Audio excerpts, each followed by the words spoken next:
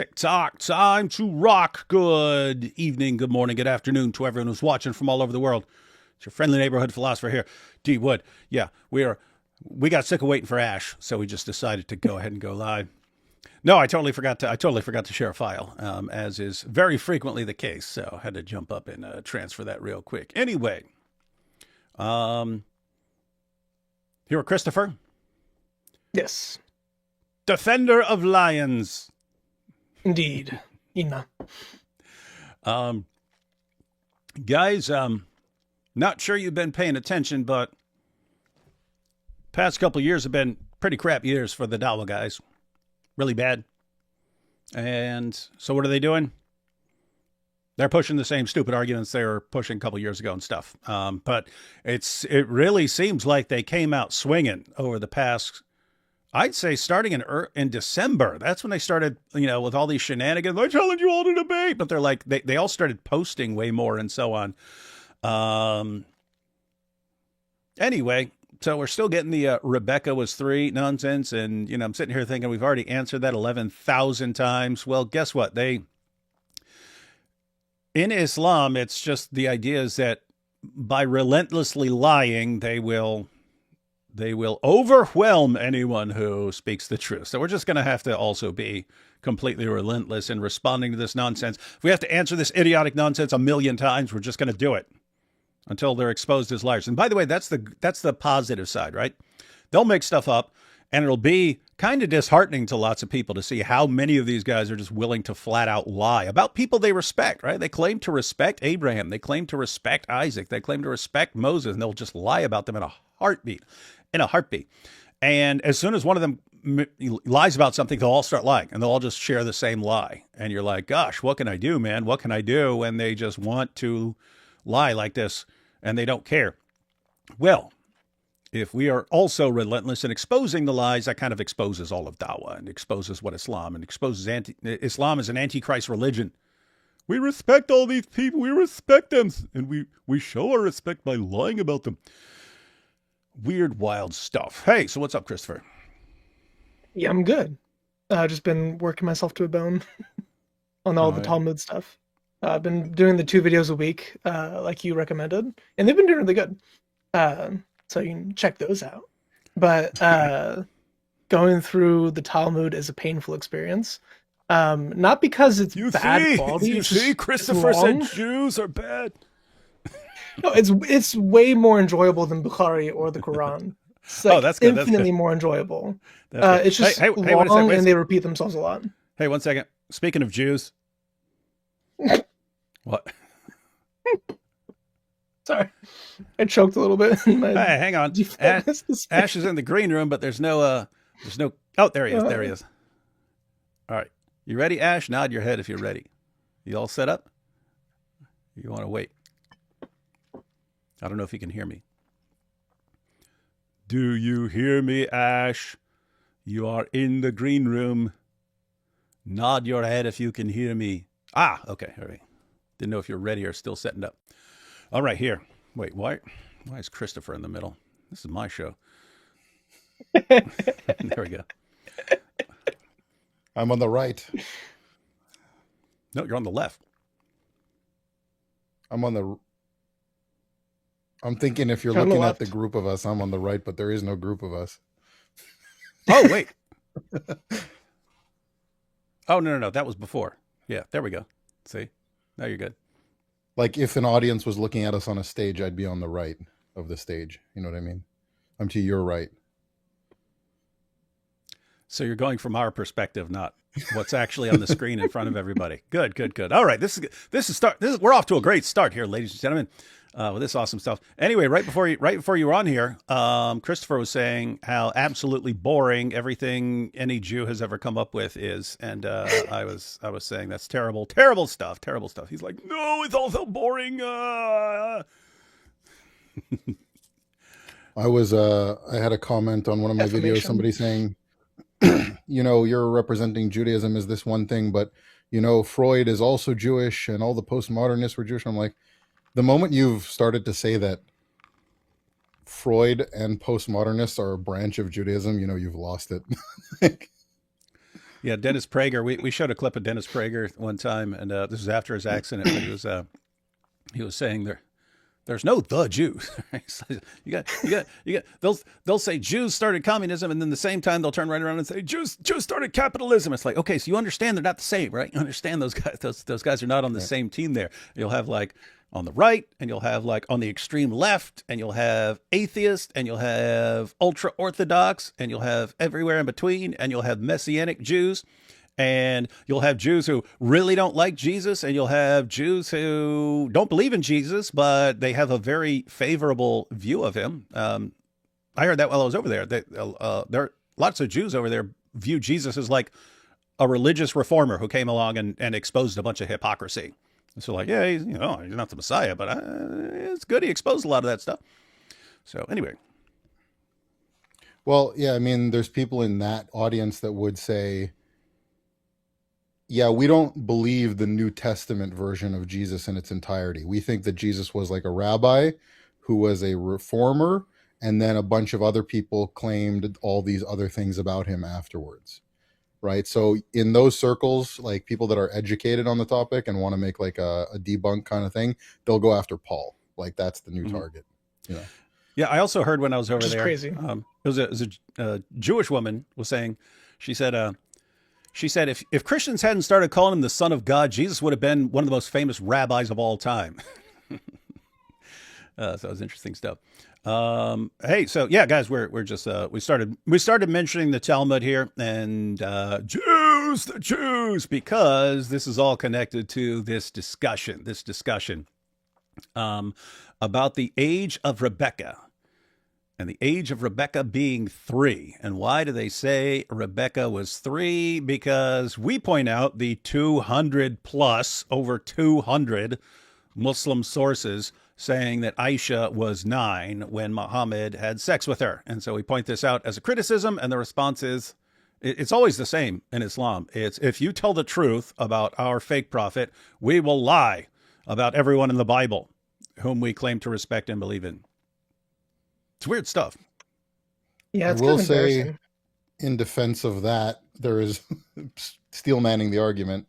There are a subgroup, small collection of rabbis that take the extreme literal orthodoxy stance from the Midrash Seder Olam Rabbah, just like they do with eliminating like 150 years from the Babylonian exile and the Persian period, which was done compressing the timeline in the Midrash for theological reasons. They'll take it as super literal, and they'll say, no, she was literally 3, and then they have to say all kinds of crazy things to justify it. But most of the rest of the Orthodox Jewish world will look at those people like they're totally nuts.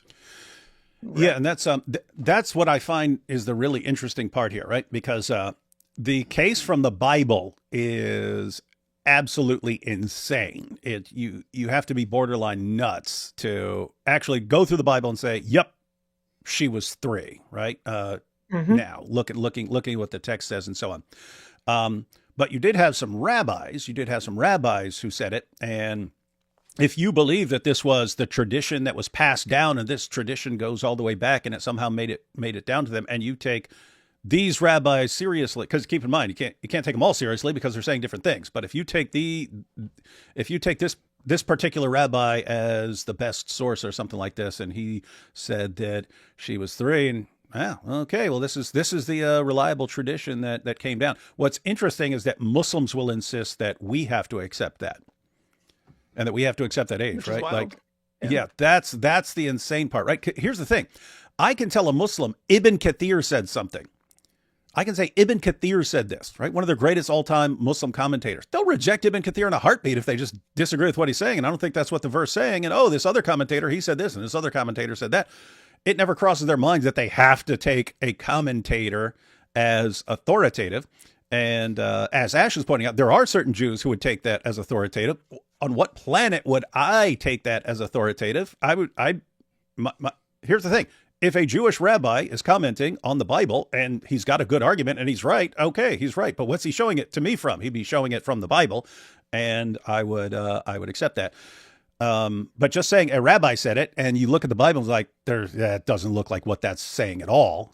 No, you have to go with this guy. Why? Why do we have to go with him? Why are Muslims insisting that we have to go? Well, not with all rabbi, with a particular rabbi who's saying what they want to say, because they think that gets them off the hook with Muhammad, and that's just so insanely dumb. But let me put it this way: even if they were right, if Muslims were right, and we have to take this rabbi as authoritative, not this rabbi who contradicted him, but this rabbi as authoritative, and we have to take him, and therefore she was 3, what would that mean? Would that mean, oh, I have to take what Isaac did as okay for me right now? What planet do they live on? That would also be weird. Prophets are sinless, so if a prophet does it, it's automatically moral. That's what I mean. They're reading their own ideas of prophets.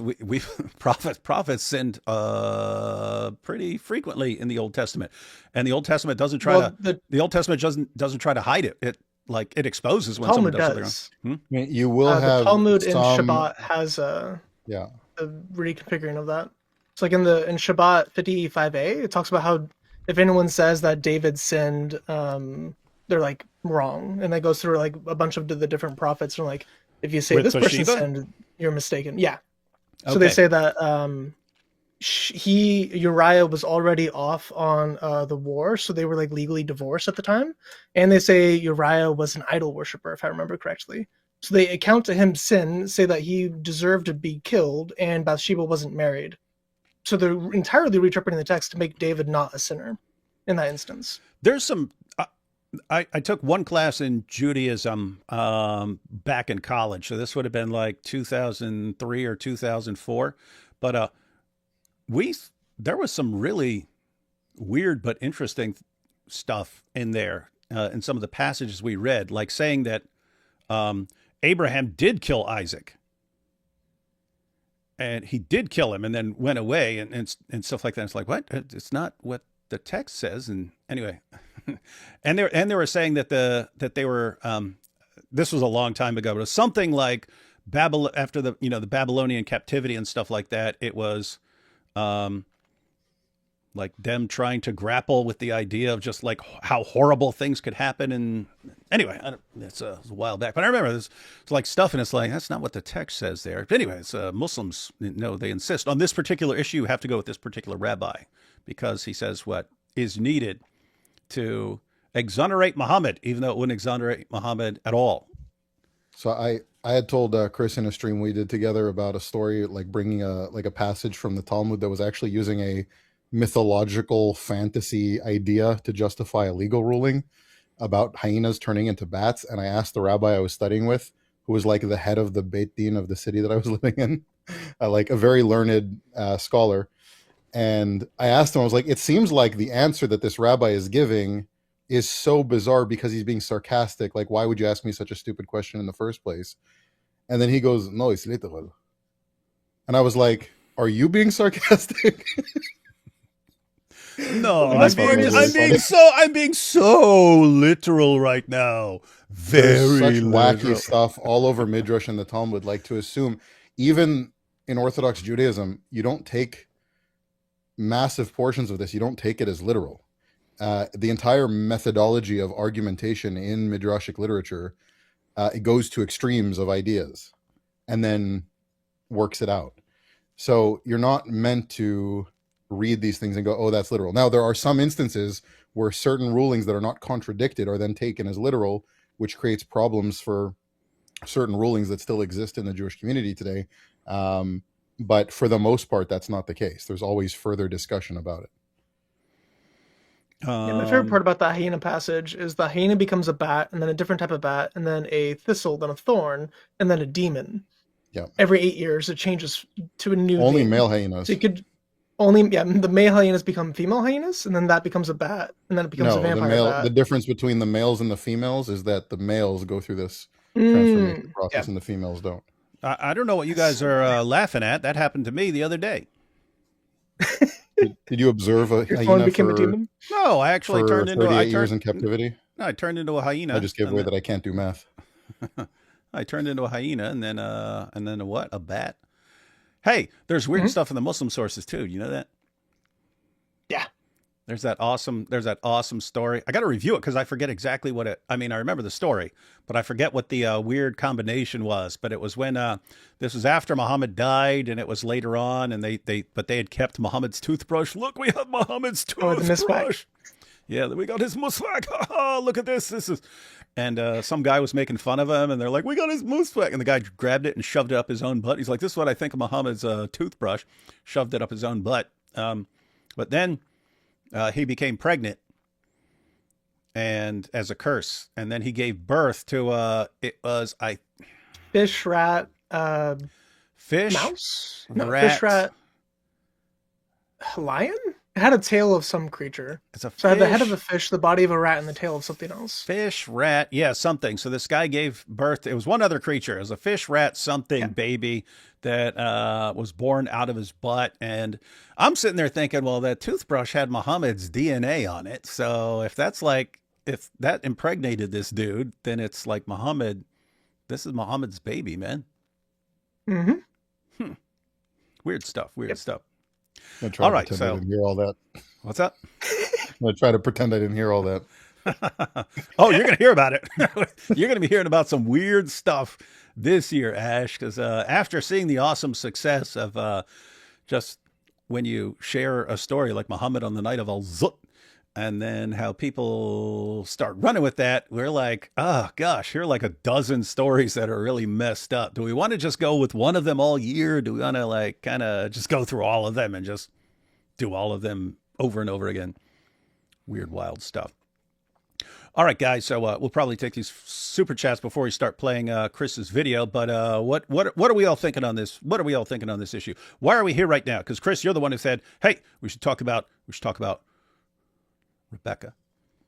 Yeah, my video mostly goes through the Genesis account. It doesn't go as much through the Midrash.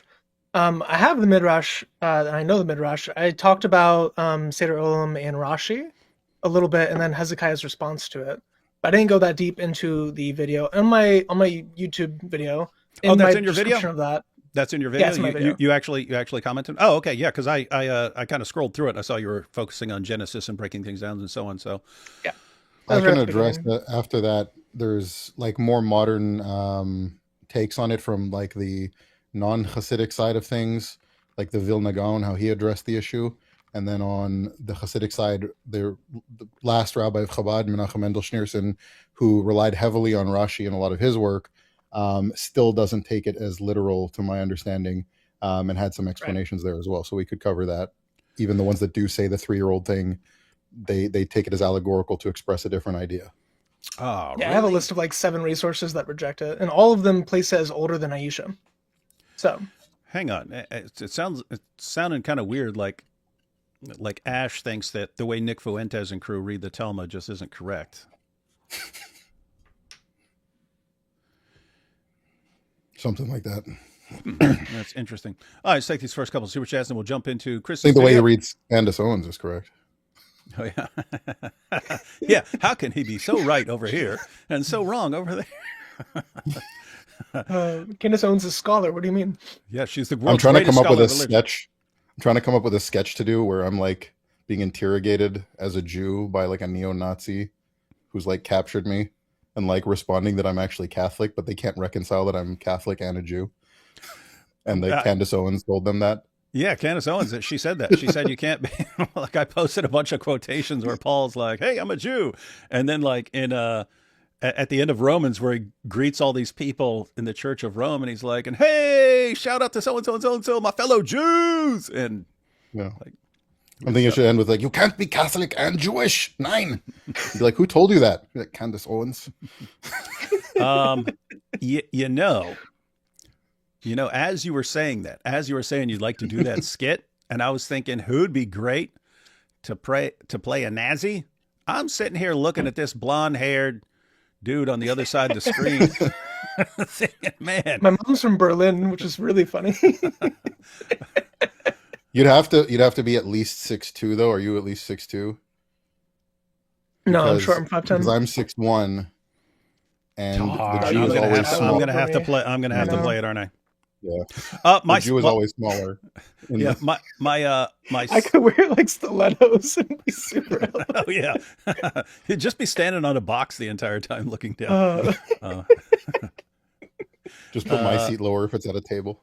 My oldest son is bigger than I am. He's like 6'4". And yeah, I don't know. Maybe we'll figure something out. Let's see. Hey, D Wood, you might want to hear Netanyahu speaking about helping to protect the Christian communities in the Middle East and Africa 4 days ago in Florida. That's cool. That'd be good. Someone took some steps. I tried convincing my Jewish friend to read the New Testament, but he said it's anti-Semitic. He also showed me Martin Luther's final work on the Jews and their lies. I was shocked. Any advice to lead him to Christ? You had Martin Luther had a kind of two different stages. One where he was like Catholic, really friendly towards Jews, and then where he became really, really hostile. He really seemed to think that once you got back to just the Bible and not all the extra stuff, that Jews would embrace it. And so he had a really favorable view, and then went off the deep end and said some of the most messed up stuff ever. So, I don't think you'll convince your friend that Martin Luther was on the right side of that issue. As far as the New Testament, my view is like, if you're saying, calling out Jews for doing this wrong or that wrong is anti-Semitic, you've got the entire Old Testament to deal with, because that's pretty standard calling people out. What are your thoughts on that, Ash, as the resident Jew? Yeah. Oh, excuse me, you're Christian. Martin Now you can't be a Luther, Jew. Sorry. Right. Martin Luther obviously went totally bonkers with the anti-Semitism stuff. There's like a whole culture of artwork in Germany that still exists, you can find, called Judensau, which depicts Jews doing all kinds of wacky things with pigs as like a demeaning thing, that mostly stemmed from like German Protestants after the Reformation. But it has nothing to do with whether or not the New Testament is or isn't anti-Semitic. Martin Luther has nothing to do with that. Wait, you mean that book written? You mean the New Testament written by Jews? With the exception of Luke, I think every other author in the New Testament is a Jew. And there's rulings against reading what's called like extra biblical material from the Talmud that goes into halachic rulings about whether or not you're even allowed to read the New Testament. People should just look at the fact that all the anti-missionaries and all the anti-Christian groups in the Jewish, ultra-Orthodox Jewish world who deal with that kind of stuff, they're all reading the New Testament and they don't have an issue with it, purely for the sake of polemic. So you should be able to read it. It is written by Jews earlier than any other rabbinic writings that we have today. It's much earlier than that. And you need to read it to understand that it's absolutely not anti-Semitic. Even the most like rough parts as far as condemning Jews for different things is in the same way that any prophet of Israel condemned the Jewish people for sin. And then I did see something like an old clip of Emmanuel Shochet like ranting about how bad of a person Jesus was. Totally missing the point. I think a lot of people don't understand the claim of Christianity, that Jesus is literally God of the Old Testament. And so when they go, Jesus said all these horrible, horrible things, it's like demeaning and condemning things to people. It's like, have you read what God has said in the Old Testament to people? Because if the claim is true, then it's the same thing. You'd have to first presuppose that it's false for no actual intellectual reason in order to then make the claim that he's bad for saying these things. So you have to read it to understand that context. So if just saying, I'm not going to read it because it's anti-Semitic, then you have no reason to think that. You're just hearing what somebody for the sake of polemics has told you without actually addressing it for yourself on an intellectually honest level. And it was interesting. It was, 2 weeks ago, or maybe less than that, played a clip of Rebekah, who's a Jewish atheist when I knew her. I don't know if she's changed her mind about that at all, but she's Jewish. When I talked to her, she was Jewish atheist living in Israel. But she posted a video and she was crying after reading the Gospel of Mark. And she was just saying, like, she realized she's reading about life as in first century Israel before the destruction of the temple. And she just was reading it and, hey, I'm reading about Israel, first century, and what life was like, and started crying. Interesting stuff. It is worth noting for like just telling them to read Matthew chapter 1, because that's one of the most Jewish things in the New Testament. The very first paragraph of the New Testament is extremely Jewish. It's the genealogy of the Messiah, and he uses gematria. Like, you can't really get more Jewish than that, as far as the New Testament goes. That's pretty darn Jewish. That's like, you saw Ash's eyes light up when you said gematria. Not for good reason.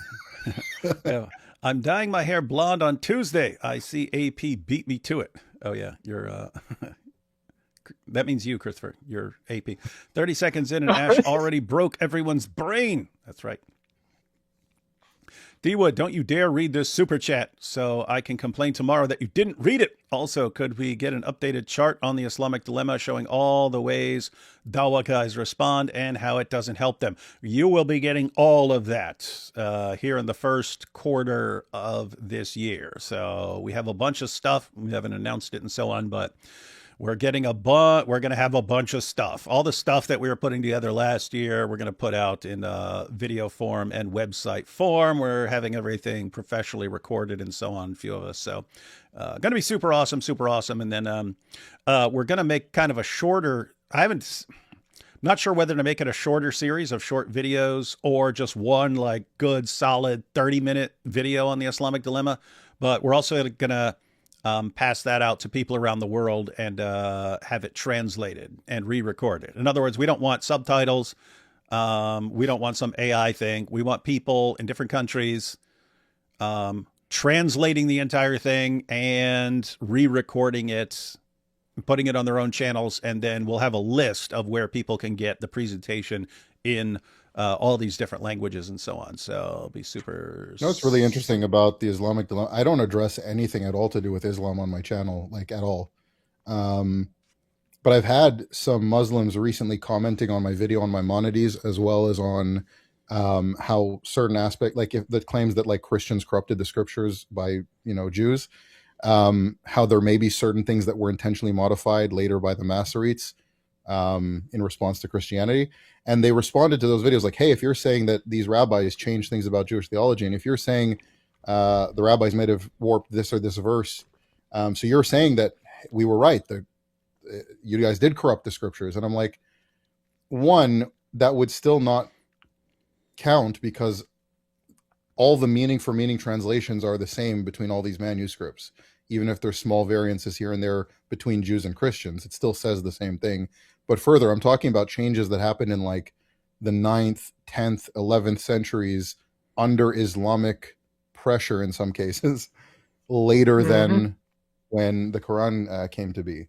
So it doesn't, like, I don't see why, like, how does that make sense for them at all? Like, how that would line up? That doesn't seem to add up at all. Dizzle, since I missed you in Boston, could we correspond via email? And where can I find your email address? Well, you can find my email address on my YouTube channel homepage. As for corresponding, that depends. If you want some long correspondence, probably not going to happen. And it's just, I think I have what? Hang on. I will give you the count. I'll give everyone the count once more. I have 220,105 unread emails in my inbox. And that's just the result of like getting 50 messages a day. Hey, how do I respond to this guy who said this and so on? And so it's basically sometimes if I see something I can respond to it quick, I'll just, I'll respond quickly.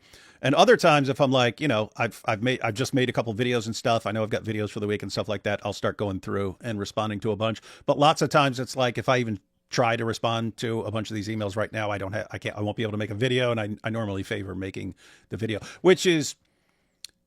that's actually a tough call, because I read about C.S. Lewis, and he responded to everyone who ever wrote him. And it was pointed out, he could have written 3 or 4 times as many books, but he always responded, like, thoroughly responding to everyone who ever wrote him. Yeah, but he was getting snail mail by like. That's what I mean. It is. Sure, yeah. I don't think he would have been able to do that if it was email, and everyone is emailing him here and there. But yeah, let's see. I am here to leer. Nick Shirley reference. I still haven't watched the Nick Shirley stuff, so I don't know what leer means here. I know King Lear. Libs of TikTok fraught with Somalia embassy Libs of TikTok fought with Somalia embassy on X. You mean like physically? That'd be interesting. Rebekah was strong enough at 3 to carry water jugs. Who's the top G now? Andy Tate. Yeah. Andrew Tate couldn't even water 10 camels. Seaman fingers. He was trying really hard, though. Yeah. So the video I put out yesterday is going through Joseph in the Talmud. And it talks about how he wanted to have intercourse with Potiphar's wife. And he saw the image of his father in the window telling him, hey, you know your name's going to be on the ephod. Don't do this. God's going to take care of you. But he was still, interested. So he stuck his fingers into the ground and emitted fluid from his fingertips. And Ibn Kathir and Al-Tabari use that exact same explanation of the Quran verse that it talks about Potiphar's wife and him wanting to have intercourse with her. That's part of the Talmudic dilemma I put out on Friday. Powerful. I want to check that out. Talmud is collections of rabbis' opinions. Some are wild. Not what matters is Mishnah and the final halakha. The rest is just Kentucky Jackson rambling. Correct this, Ash. That's mostly pretty accurate. Oh. Yeah. I humbly apologize, Paul. Thousands of pages of discussions between rabbis over centuries. Some of it may have been written by the rabbis compiling the Talmud, retrofitted to what earlier rabbis may or may not have said. And then, the Mishnah has kind of like the source text of what's important to discuss. The Talmud discusses it. And then you have final halachic rulings on what different individual Jewish communities will take as final legal ruling. Is that mostly coming from like Torah Mishnah with Rambam? Or what's the final like law? Rambam's one of the earliest like codifying Jewish law. The most like the primary one used by most Jews through the world as like the definitive text would be like the Shulchan Aruch, which is like 15th century. And then there's commentary on the Shulchan Aruch by Moshe Isserlis, which is where he differs from Yosef Karo, is where Ashkenazi Jews will usually follow the ruling. And then there's Mishnah Brura, and there's other documents that come after, and then local custom from there. I have to say that's a pretty cool name. Which name? Well, whenever I hear Rambam, I grew up in the 80s, and so we had Transformers, and before Transformers took off, it was He-Man. And anyway, there was a He-Man action figure and character on the cartoon called Ram Man. And I'll never forget him because it was third grade. It was third grade, ladies and gentlemen. And they had a gift exchange. We had to draw names. We had to draw names out of a hat and stuff. And that was totally random, but I got the same kid who got my name, just randomly taking them out. And it was John Copper, this dirtbag. So I had to get him a present, and he had to get me a present. My mom, because I didn't have any money, so my mom went and got him Ram Man, which I never got Ram Man. So she gets a cooler toy for this kid who's not even hers than I got. But anyway, she gets him Ram Man. And then this kid got me a puzzle. And that wasn't the worst thing. So we exchanged gifts in class right before Christmas break. And then this kid gives me a puzzle, but then all the kids start playing with their toys at the Christmas party. And he's sitting there playing with Ram Man. And Ram Man is like on a spring, so you could like condense him, and then you push the button, and then because he rams people. Not the Zoot sense, but he rams people. One of the Zoot guys could be nicknamed Ram Man. But so I'm like, hey, can I try it once? He's like, no, it's mine. He wouldn't even let me try it once. So I wanted to beat the crap out of him, but he was like a total dork. So I couldn't beat him up. I hate to disappoint you, but Rambam sounds cool, but that's not the actual pronunciation of it. It's an abbreviation for Reb Moshe ben Maimon. Dude, you don't need to ruin it. Rambam. Hold on a second. The pronunciation, if you're Jewish reading it in Hebrew, like with how Jews pronounce it, would be Rambam, which is a lot less cool. But that is. So let's go with the cool pronunciation. Someone in the chat said Rambum. Isn't that what they also did to Muhammad? Yeah, Rambum. Yeah. Anyway, hey, and you know how messed up this is? Like, One day I went on eBay and I was about to buy a Ram Man just so I could try it because I didn't get to in third grade. I was about to buy a vintage Ram Man just so I could. I never got to try it my entire life. I never got to. Anyway, weird stuff. Aisha was 30 feet tall and looked like an ex-Soviet female wrestler. True. Stop upsetting Momo's followers. Just kidding. Love your work. Hello. From, where is that? Germany? Can't tell the little tiny thing. What is the name of the creature that came out of that guy's butt? Ratfish had rabbit back legs, by the way. There we go. It was rabbit fish. No rabbit. Mm. There we go. Thank you, Christian Gadfly, who stays you're kind of up to date on this stuff, Christian Gadfly, on all these weird. We did a stream on it a couple days ago. Oh, well, you had to say that. I was going to say he's just really obsessed with these weird things. Ash, I sent you is 9 video to my. Oh, I sent. Your is 9 video to my Old Testament professor. Long story short, he takes the multiple fulfillment view. I haven't responded to him yet. Do you know what that's about? Yeah, I mean, most messianic prophecies in the Bible have like an immediate context. Oh, is that Isaiah 9? I thought it said is 9. Yeah. I thought it was something about. And then Aisha there's for a like second. the future messianic context as well. I don't see how Isaiah 9 does though. I have to look at it again and check on that. But as far as I know, there's no real way to assign that to a contemporary person. Mm-hmm. If you read the unabridged minutes of the ecumenical councils that records everything that every bishop said, you will find some wild stuff. Oh yeah, that's when when people are like when like Nick Fuentes or someone from one of the Groypers says, look, the Talmud says this. See, this is what Jews believe. And they'll even say, and you need to be worried about that because the bank manager at your bank believes that, and he's there to ultimately destroy you and stuff. And it's just like, that's what I say. I say, guys, if you had a record of every Christian debate that's ever happened, Catholics, Protestants, and so on, every debate, and then you just picked out any quotation you wanted and said, this is what Christians believe. That you'd sound completely insane. When anyone ever says the Talmud believing Jews who believe this stuff about Jesus control the banks and the finances and the media, I always play this little game where I go, look, the ones that believe that Jesus is boiling in excrement are not the ones that control the banks and the media. And they go, oh, okay, wait a second. You're saying there are some that control the banks and the media? You heard it here, folks. Ash finally admitted it. Ash admits the truth. The Jews control the banks. Glad you're covering this. There's a lot of Muslim channels talking about Rebekah right now and the Trinity. Yeah, we're going to talk about it here just to set the stage. And we're going to go through Chris's video, and that video is shorter than this live stream. So we want everyone to understand, make sure everyone understands everything and how the Dawa guys are using it and all that stuff, and how to respond to it. But you can share his video, and we'll be dealing with this all year, guys, because they're getting desperate. Did you hear Trump got a president in his stocking? That's messed up. Nordine, I sent you an email. I hope you'll respond. Thanks. Back in the day, there was a music video called Champagne Showers. AP should redo it as Golden Showers, featuring Mojab and the Dawa Boys. Yeah. Mojab likes his golden showers.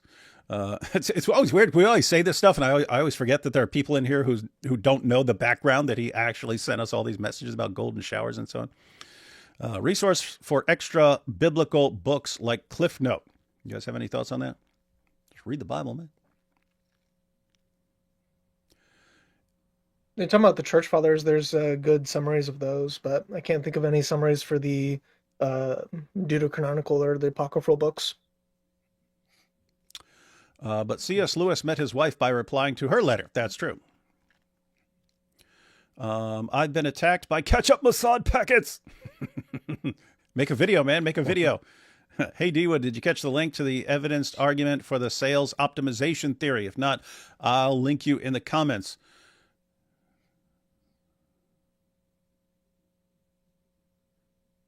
You sent me an email on that, right? I think you sent me an email on that. Mishnah codified 250 AD by Rabbi Judea. Rambam organized it in more understandable way, but still considered halakhi source, even though he is an Amorai. I understood half the words there. That's not really accurate this time. Oh, Sorry. In your face. And here we have Rambam is greater than Ramallah, or Ramallah, if you're talking about the city. That is funny that it's called Ramallah. I just saw a comedian the other day said, hey, if they think Islam's so great in Pakistan, why is their capital city named Islamabad? Thought that was kind of stupid, but it's kind of funny too. Sanhedrin, Jesus was resurrected. Sanhedrin 106a, followers could heal. What is our concern for Jews? Not sure what they're referencing there. I think they're just saying that there's anywhere in the Talmud that says Jesus was resurrected. Right. Well, right there. Jesus crucified, 33. That's Sanhedrin 106b. There's references to Jesus being hanged from a tree or being stoned. There's different accounts of it. Which part of Sanhedrin 106a? Sanhedrin 106a. Right there. We'll have to check that out sometime. See what it says. And then we will come back and expose you if you're wrong. CC 12. The word Talmud means instruction, just like how Muhammad instructed Abdullah ibn Masud to stay behind the line on the night of Al-Zut. Yeah, so what are Muslims complaining? That's why Muslims like the Talmud so much now. All right. Should we jump into this video? Yes. Have you seen this video, Ash? Interesting. All right, guys. I've had whole family's been sick for about 2 weeks, so all right. So I haven't seen it. You haven't seen it. Chris made it, so he has an idea of what's in it. But we're going to check it out. And it's 6 months old, so it's not recent. All right, guys. This is Chris. Thing you just did? No, it's half a year ago. Yeah. Why are you giving me a video from half a year ago? I guess because they still keep bringing this up. All right, here we go, guys. We're going to see if Chris is accurate. According to ancient Jewish norms, a man can marry and have sex with a girl as young as 3. This ruling is found in the Talmud and is based on the precedent set by the Jewish prophet Isaac, who married Rebekah when she was 3 and he was 40. So the Bible does not speak about the age of marriage, number 1. Number 2, we've got Rebekah marrying Isaac at the age of 3 years old. She was 3. Hey, wait a minute. I'm just right off the bat, I'm thinking of this lineup here. So you just had Daniel Hikikachu, the world's leading defender of child marriage and first cousin marriage. And here you got the Muslim lantern who was just exposed by Malik, their Dawa buddy, but he got ticked off and he exposed Muslim lantern, Sneeko, the Warner, all the stuff they're into. And their words, these guys are all going around smashing hoes. They go out and do Dawa at the park. They'll raise money to go on their Dawa trip. Then they'll go make videos of them handing out Qurans at the park for their channels and so on. After that, they all hit the club, they pick up girls and they go back and, in their words, smashing hoes, running trains on them and stuff. Some of these guys stay high and so on. And anyway, he started with something ridiculous. Jewish tradition does not allow for that. We don't reference any behaviors based on what anyone in the Bible did, in fact. If we're talking about the Mishnah, for example, I believe it is Yehuda Anasi, the one who compiled the Mishnah, that said, and this is basically understood to be the idea in Jewish culture, if you were to marry off a daughter who is old enough to be married, but who has not consented to the marriage or is not quite old enough to really choose who she wants to be married to, you're bringing a curse on your entire family. It's very much understood in Jewish culture that you don't do that. You wait till a girl is old enough to choose who she wants to marry. She has to give consent. Yeah, it has to be a consent. There's all kinds of other qualifications, but it's just it's a blatant lie just to start off with. Well, who are we supposed to believe? Oh, there's many of those. Hang on. Who are we supposed to believe when we're being instructed on what the Talmud says? You, Ash, or Daniel Hakikachu, the world's most reliable source of information on all things related to Jews and sex with children? years old. Secondly, according to Jewish tradition, the age of marriage, and this comes from Genesis 21 and 22, where Isaac marries Rebekah at the age of 40 years old. But hey, do you recall? Is that his Bible? how old was Rebekah? Yes, it is. According here to Genesis. Hold on a second. 20. What? Notice This how is the deep he's flipping Ignatius- into the book. Study Bible. This is as big as a Bible can be. Right. His has fancy artwork in it.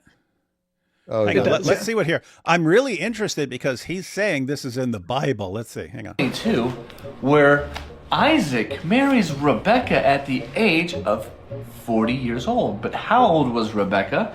Well, according here to Genesis 21 and 22, we find that Rebekah was only 3 years old. You guys find that in either Genesis 21 or 22?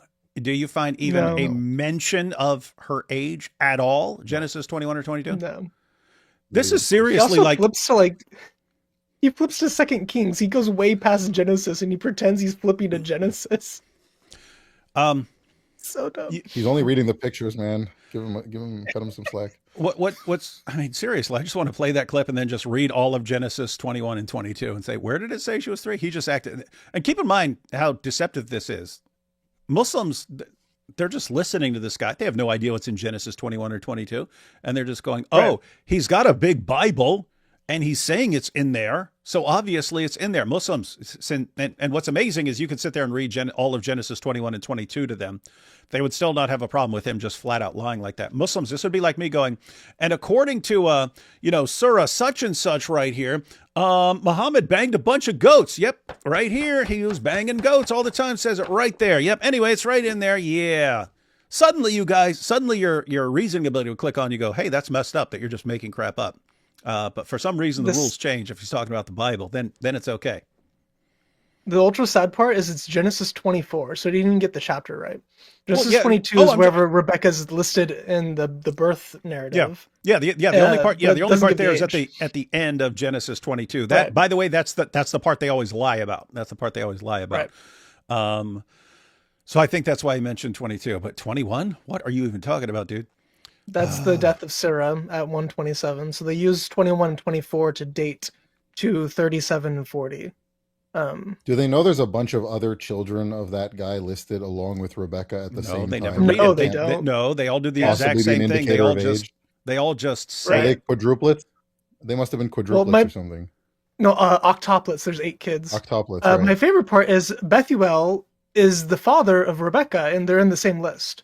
Yeah. So they if you can't- want to say they're all born at the same time, then the Or- dad and the daughter. Yeah, it's like Russian nesting dolls. He's born out, and then within him is like this girl who also popped out. Anyway, yeah. But well, yeah, I'm sure you'll be checking that out. But And this is confirmed by all rabbinic scholars. When is she halal to be married? How long did he wait from her birth?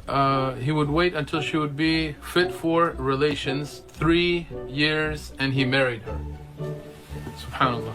Isaac, according to the Bible, was 40 years old when he married a 3-year-old Rebekah. God's mother married Joseph when he he just said, according to the Bible. I just wish they'd show us the passage because was 90 and she was 12. And even Isaac marrying in the Old Testament, Rebekah. Since Isaac was 37 when his mother died, and he was 37 when Rebekah was born. So Rebekah would be how old? 3 years old. Isaac was 37 years old when Rebekah was born, and Isaac was 40 years old when Rebekah, at the age of 3 years old, was married to Isaac. Lie. oh, hang on. Oh yeah, here's Muhammad Hijab. I got his tweet and stuff. Yeah, so guys, you can actually spot the lie here. Watch this. Sarah gave birth to Isaac at 90. Genesis 17. She died at 127. Genesis 23, meaning Isaac was 37 when she passed. And here's the lie. The Mount Moriah incident, Genesis 22. They always lie about Genesis 22, guys. Everyone, you just have to become familiar with the end of Genesis 22. The Mount Moriah incident, Genesis 22, and the birth of Rebekah occurred simultaneously. Lie. Genesis 22 actually says that's when Abraham heard, because keep in mind, he moved a long way away. he finally heard news from everything that had been going back home, and he found out about all his relatives. And it mentions Rebekah there. And so they say, see, that's right when Rebekah was born. Really? So that's when all those people were born, including her father, right? Because it mentions all of his family members that have been born. This is the logic the rabbis use, though. I know it's like screwed up, and like, hey, if you reason in some really sloppy fashion, then don't expect me to go along with it. Because the same rabbis that are writing that in other midrashic sources of the same time repeatedly cite the fact that the Bible is not listing everything in chronological order, and that's why some things are out of order. It's very clearly a compression of time in the same way that they do with the Babylonian exile to make a statement of something theological later on. Even the sources that say that it turns out she's 3 years old don't actually believe it, obviously, internally within those texts. Right. Like Rashi. Although Rashi's kind of weird. Rashi's kind of weird and does insensitive things. So Rashi, whenever I read it, it seems to be a little unclear whether or not he thinks that he waited 3 years for her to be 14, which is how some later rabbis interpreted Rashi, or if Rashi meant she was literally 3. I've seen it seems like Rashi ways. thinks she was literally 3. Literally he's yeah, but he's also the Rashi's the one that also says the snake in the garden was literally just a snake, but also wanted to have intercourse with Eve. So Rashi's not really the best one to point to for sexual morals and ethics. This is what every Christian has to believe now because the rabbi said it. Dawa, guys, dawa. But as I mentioned, there's modern rabbis who are experts on Rashi who explain how there's allegory at play there to point to certain other principles, which we can get into.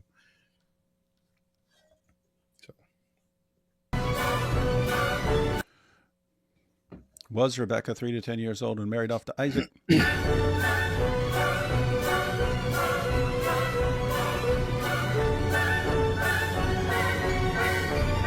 Guys, by the way, you know we're obviously not reading all these, but you can stop and read any. The point is, they're all saying this over and over and over again,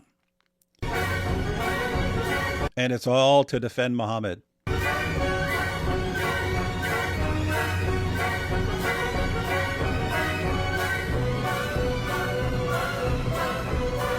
Where did you get Isaac was 30. Hall of the Mountain King? What's that? What was that? Where did you get a royalty-free copy of Hall of the Mountain King? It's online. You just Google it. Oh. Yeah.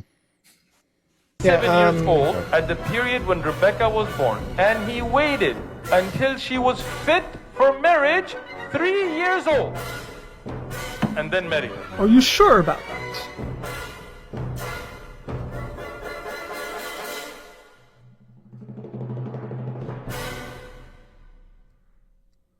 So as you can see, all right, guys, that was the intro showing that all these guys, all their favorite Dawa guys on the planet, all say this about Genesis and say it's right there. And then they'll quote some rabbis on top of it.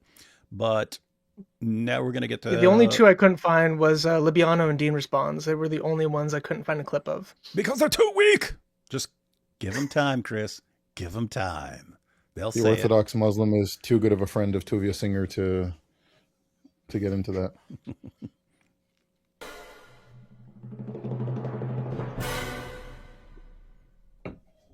So as you can see from the intro that a lot of Muslims, especially Muslim da'is, who are the ones who teach dawah, teach the conversion to Islam, they like to claim that Rebekah was 3 in order to excuse Muhammad from being a this doesn't work. Muhammad is still a and they say that Isaac was a because he married Rebekah when she was 3. So Muslims teach this, and is it true?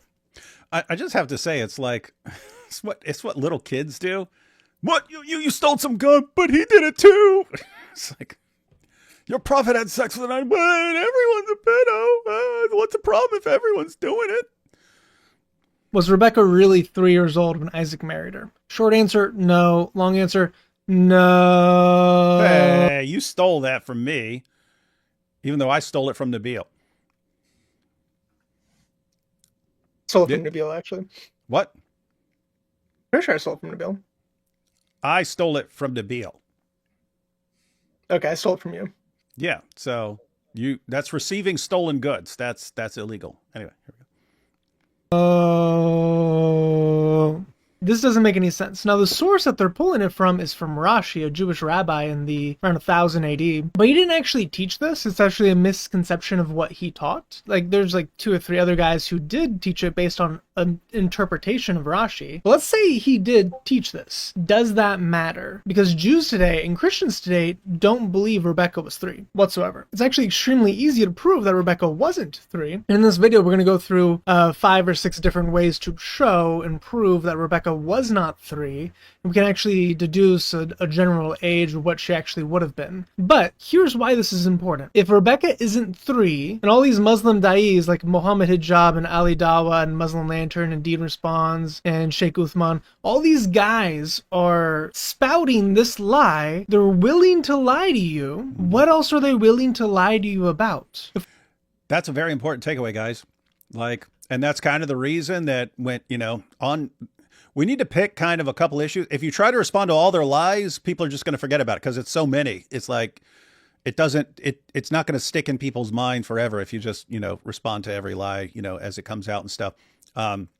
We need to pick like just a few, a handful, maybe 3 or 4, and just relentlessly expose them. Because guess what? Once they're all exposed on this issue, on an issue like this, where they're all lying, they're all telling the lie, then if you really just thoroughly expose them, that's the reasoning that Chris just pointed out there. If they lied about this, if they're lying, because keep in mind, who are they implicating here?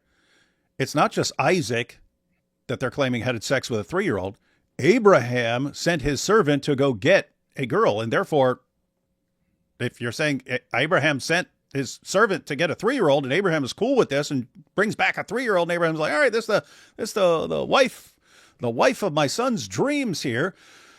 Then Abraham was cool about that. They claim to respect we respect the prophets more than you. Really? By calling them all pedos?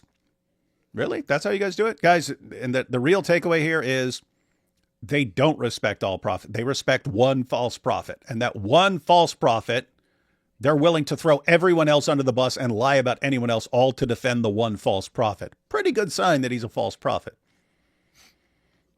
Rebekah isn't 3 and all your da'is are affirming that she is 3, are you believing or you're trusting a bad source of information? You as a Muslim, if you believe that Rebekah was 3 because of your da'is and she's not 3, why are you trusting them? Why are you believing them? Maybe you should consider other sources for information, other sources for truth. That's my plea for you for this video. Bible. If you can make it through this video, you can see how obviously Rebekah was not 3. Maybe you should question who you're actually following for your information. So here's the actual source of where this idea comes from. This is from Rashi on Genesis 25. And we have, for when Abraham came from Mount Moriah, he received the news that Rebekah was born. Isaac was then 37 years old because at that time Sarah died. And from the birth of Isaac until the binding of Isaac, when Sarah died, there were 37 years since she was 90 years old when Isaac was born, and 127 when she died, as it is said in 23:1. And the life of Sarah was 127 years. And thus, Isaac was 37 years old at her death, which is true. At that period, Rebekah was born, and he waited until she was fit for marriage, 3 years, and then he married her. This doesn't actually say that Rebekah was 3, and we actually see this on other commentaries who talk about Rashi's comment. So this is in around 500 years later in the Talmud. We have one of the other rabbis commenting on Rashi's commentary. Rashi comments on this apparently historically irrelevant detail that the Torah informed us that Isaac, after marrying Rebekah, waited for 3 years until she was old enough to engage in intercourse and become pregnant, 14 years old. So the way later rabbis interpreted this passage was one of 2 ways. One, that she waited 3 years in order for her to be fit for marriage, so for her to be at least 14, or that she was 3 years old. Now there's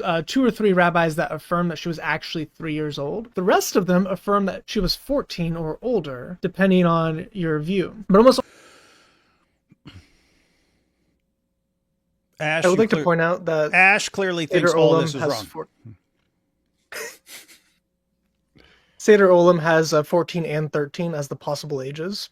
So in the chronology of the ages of events in Judaism, so if you look at the Rashi, though, he's making the claim that he's giving the ages that point out, like the Muslim sources do, what they're using. So it seems like Rashi is saying that she was 3. Like, that's what it seems like, which is why people had to come to his defense later on. But he's the only one that says that. Right? Even Seder Olam Rabbah doesn't affirm that explicitly as the only option. Right. And later on, you have the 14. Vilna Gaon doing a timeline. I think he does it reverse from something at the time of Joseph, counting backwards, and arrives at 14. So almost every Jewish source affirms that it's likely that she was 14 years old. So if I'm understanding this correctly, Chris, are you saying that Rashi said something that was interpreted by some people one way, other people in another way, and some of them wanted to defend what he said, so they rolled with it, and other people said, no, what he's really saying is this, something along those lines? Right. Yeah, one of the contemporaries to him, Tovia ben Eliezer, he affirms the 3-year-old in the Pesquita. And then you have, I think, one other rabbi a bit later on in history, and then you have various cousin marriage modern rabbis that would probably affirm it. I'm not too deep into the modern rabbinic stuff. Ash would know significantly more about that than I do. But you have the vast majority.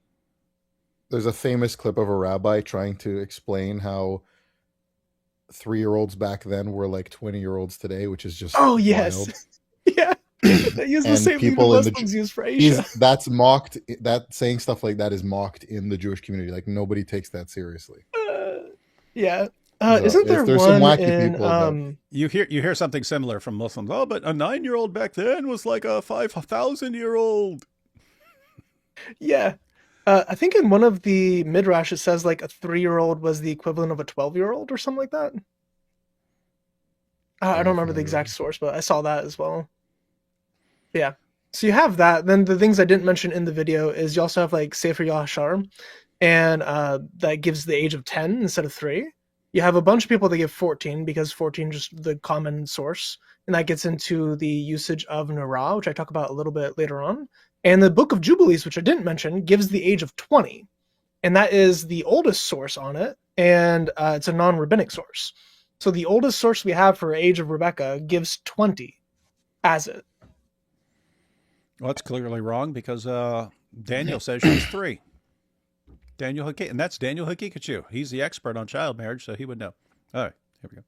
The rabbis, this is the majority position, is that she was at least 14, not 3. And if we continue going, we also see that another rabbi on Deuteronomy 37 claims that Rebekah lived to the age of 133 years, same as that of Kedat, son of Levi. Our author calculates that if Rebekah had been only 3 years old at the time when she was married, that calculation would be wrong by 11 years. So again, we have multiple ways to prove and show that later rabbis didn't actually think Rebekah was 3. We also have, towards the end of this, that as proof that Rebekah could not have been only 3 years old when Eliezer met her, he cites the fact that her brother and mother referred to her as a Nara, a term never applied to someone younger than 12 and a half years of age. The well-known traditional historic text known as Seder Olam, which is what Rashi is quoting from, in its first chapter also writes that when Abraham returned from the binding of Isaac, he was told that Rebekah had been born. The meaning of that midrash was that she had been born some time ago. Another proof that she was of age is that we have an ironclad rule that parents must not marry off a girl who has already reached puberty unless she has been asked and given her consent. The fact that in our chapter Rebekah's family proceeds to ask for her consent proves that without it the parents could not have married her off. We have in later rabbinic sources, because I've brought this up with Muslims before and they're like, oh, I'm going to trust the Jews on this. Well, here's the Jewish commentary that explains what Rashi's interpretation should have been, because it's obvious that she couldn't have been 3 because she's called words that a 3-year-old can't fit. Also, if a woman is pubescent, she has to be asked and given consent to marriage in Jewish practice. So we have, from the Jewish sources, good reason to believe that rabbis didn't actually teach that she was 3, other than a misinterpretation of one rabbi's, now Rashi is an influential rabbi, but only one rabbi's quote. But this quote is being misused. So if we actually go to the text itself, it becomes immediately obvious that this idea that she was only 3 years old fails in so many spectacular ways. Let's break this down one by one. One, Sarah was 90 years old whenever she gave birth to Isaac. That's pretty obvious. That's the end of my Talmud or midrash section.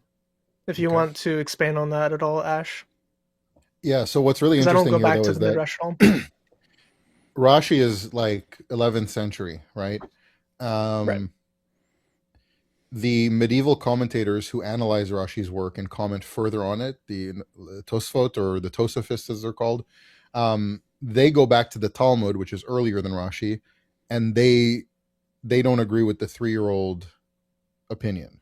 And they're like critical scholars of Rashi's work, basically, as well as other medieval scholars. So there's literally nothing to suggest that Rashi's like personal opinion on the matter is held by anyone else in the Jewish world, and it itself does not give valid reason to make that claim. So to say that the Jewish world the believes Tosafot this, gives 14, right, as the age. disagreeing with Rashi completely, even though they do often agree with Rashi's rulings and Rashi's commentary.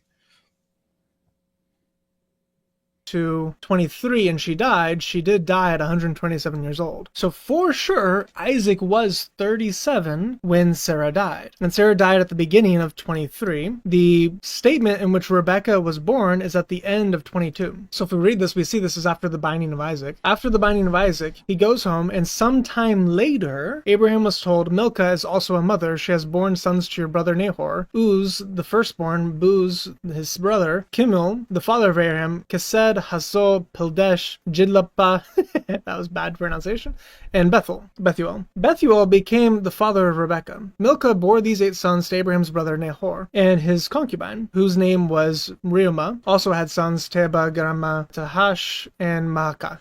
Guys, check that passage out. I said that's the most important passage you need to become familiar with. So this is after. Yeah. This is the story of Abraham and Isaac taking him, to bind him and so on. And then at the very end, you have this. And so what they do is they say, it mentions the girl being born right here at the end. Therefore, this happened at the same time. And I mean, think about it. One, it says sometime later, but then it gives all these names of all these people, including Rebekah's father. So if you're going to say... He's now come to knowledge of all these people that exist already and have been born. Yeah, so he hears news from way back. There's no emails back then, guys. There's no emails. There's no phone. There's not even like Pony Express, Telegraph. There's none of that stuff. You eventually have to have someone who's coming to town to trade something or something like that. And they're like, oh, we were back home. And yeah, we talked to them. We can give you updates on everything back there. That's what you're waiting on. And so if you haven't been home in a long, long, long, long time, they're going to update you on a ton of stuff that happened since you've been gone. That's what Abraham hears, right? He hears about all his family members that he didn't know about. Muslims look at that and they say, oh, it mentions her there. Therefore, it's the same time. Therefore, we can do our calculations. And they all do this. Sheikh Uthman does this. Muhammad Hijab does this. Daniel Haqiq, they all do the exact same thing. They all say, this is when she was born, right here. And now we can do the math.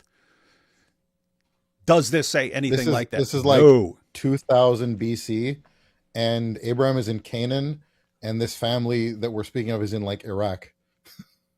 Mm-hmm. That's why he doesn't know anything until like 3 generations later. Yeah, guys, it's a 500-mile journey. And they're all shepherds. They're not in the same place when you go back to look for them. Yeah, and it's I mean, guys, just imagine, because let me put it this way. So, like, I grew up in West Virginia, and I had family in Preston County. That's kind of like Rednecksville, some of those parts of that, and so on. So I had cousins back there. I don't know what's happened with my cousins and stuff since then. I don't know who's had kids and so on. I don't know. Even though I grew up with some of these guys, and we knew each other when we were young, and we'd all go hang out and go fish and all this stuff when we were young. I don't know what's happened since then. Imagine someone coming along and saying, "Hey, did you know your cousin Tony? He had 3 kids, and matter of fact, he's a grandfather now because one of his kids had kids and stuff." It's going down the list, and then imagine me thinking, "Wow, all this happened right now." Today, this all happened today, right when I'm hearing about that. That would be idiotic and insane, and it's what every single Dawa guy does. Why? All to defend Muhammad by saying everyone is a pedo back then. So how dare you criticize Muhammad? So guys, anyway, point is, everyone read that over and over again. Become familiar with that, because when you see it, you have to be able to go to Bible Gateway, screenshot it, and say, where does it say she was born right now? You guys just said this is when she was born. She's born right here during the story of Abraham and Isaac. That's when she's born. Show us where it says that. You just have to be ready for it, and we all have to be ready for it. And it can't just be Chris explaining it or Ash explaining it, someone explaining it in a video. Everyone has to call it out every time, and you should go hunting for it. You should go Dawa hunting. You should go dawa hunting. You should hunt around. He just showed you a bunch of references. Why? You can search for him. You can search for him. You can find it. Respond to every last one of them. Also, good idea. Just share Chris's video. Share Chris's video. Good thing. Matter of fact, while we're watching this, I'll go ahead and add it to the description box so everyone has it handy. My video also has my notes for the whole video. So all of my notes for all of the arguments in the video are in the description of that video. So if you want to just copy paste things or have this like references available, it's all there. It's all laid out pretty nicely in bullet points. Did y'all catch that? He's got all the stuff, all his notes for this whole thing. It's in the description box of his video. I'm going to link to his video, but you will have the notes there. You'll have it all. It's everything you need. It's everything you need. Everyone needs to take it and go dawa hunting. Sorry about that. What were you saying? You have similar lineages given in similar context. So there's the big event happening. Like in this case, it's Akedat Yitzchak. It's like the binding of Isaac. And then all this lineage stuff given because there's been like an update basically of what's going on. You have a similar thing. I don't remember if it's during the like conflict between Jacob and Esau, or if it's at the death of Ishmael. There's something in Genesis where there's a big event happens, and then there's the lineage given of like Esau with like Edom, like the Edomites and all the Edomite kings and stuff like that. It's a very similar structure. Big event happens, then here's an update on this person's lineage. And it has like future kings listed. So you'd have to assume that this is like a lineage update to foreshadow or tell you about all the stuff that's coming with this person. It's not literally when the people were born, because you can't be talking about future people that haven't been born yet. And it's in the same kind of context. And it happens the same regularly. thing happens with Ishmael. Ishmael also does it whenever they bury Abraham. That gives the lineage of Ishmael and the line that comes from him. Yeah, in the exact same format.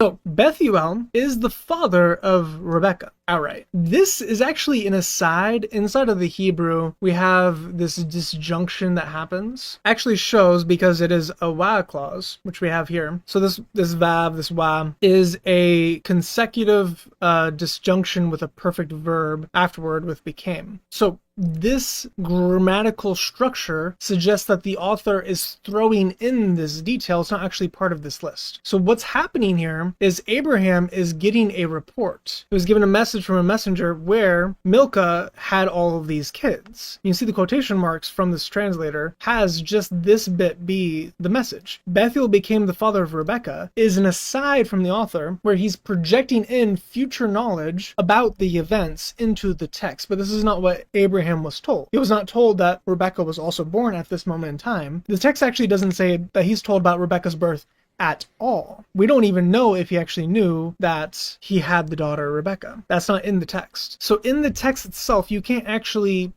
show that Abraham received the news of Rebekah's birth here. Oh, interesting. I never even paid much attention to that. So you're saying sometimes later, Abraham was told Milcah's also a mother, and he gets all this news, and then it's the narrator who says, oh, and by the way, I'm going to introduce this character of Rebekah. It's Moses, yeah. Mm-hmm. I thought it was Ezra. Ash can correct me if I'm wrong. It's Ezra. It's telling us something about Ezra. Interesting. There is no textual evidence of Rebekah's birth in the text, like, whatsoever. Nowhere in the text does it say when she was actually born, so we can't actually establish a timeline anywhere based on this because it doesn't actually say she was born here. If you say that she is born here and that all of these other guys are born here at the same time, well, Bethuel and Rebekah are father and daughter. In order to say that this whole passage is one birth, like, hey, all these people are born at the same time, in order to take that view, you have to say that the father and the daughter are the same age. Now, I hope you have enough critical thinking skills to know that a dad and the daughter cannot be born at the same time. So you're ruling out the Russian nesting doll thing, man.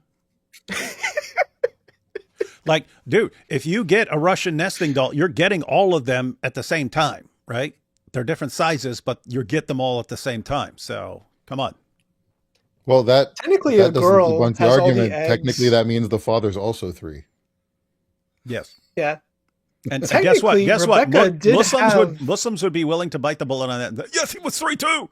They were all these were born. If that's what it takes to defend Muhammad having sex with a 9-year-old, now we'll say that all these guys were born right there. What are you saying, Chris?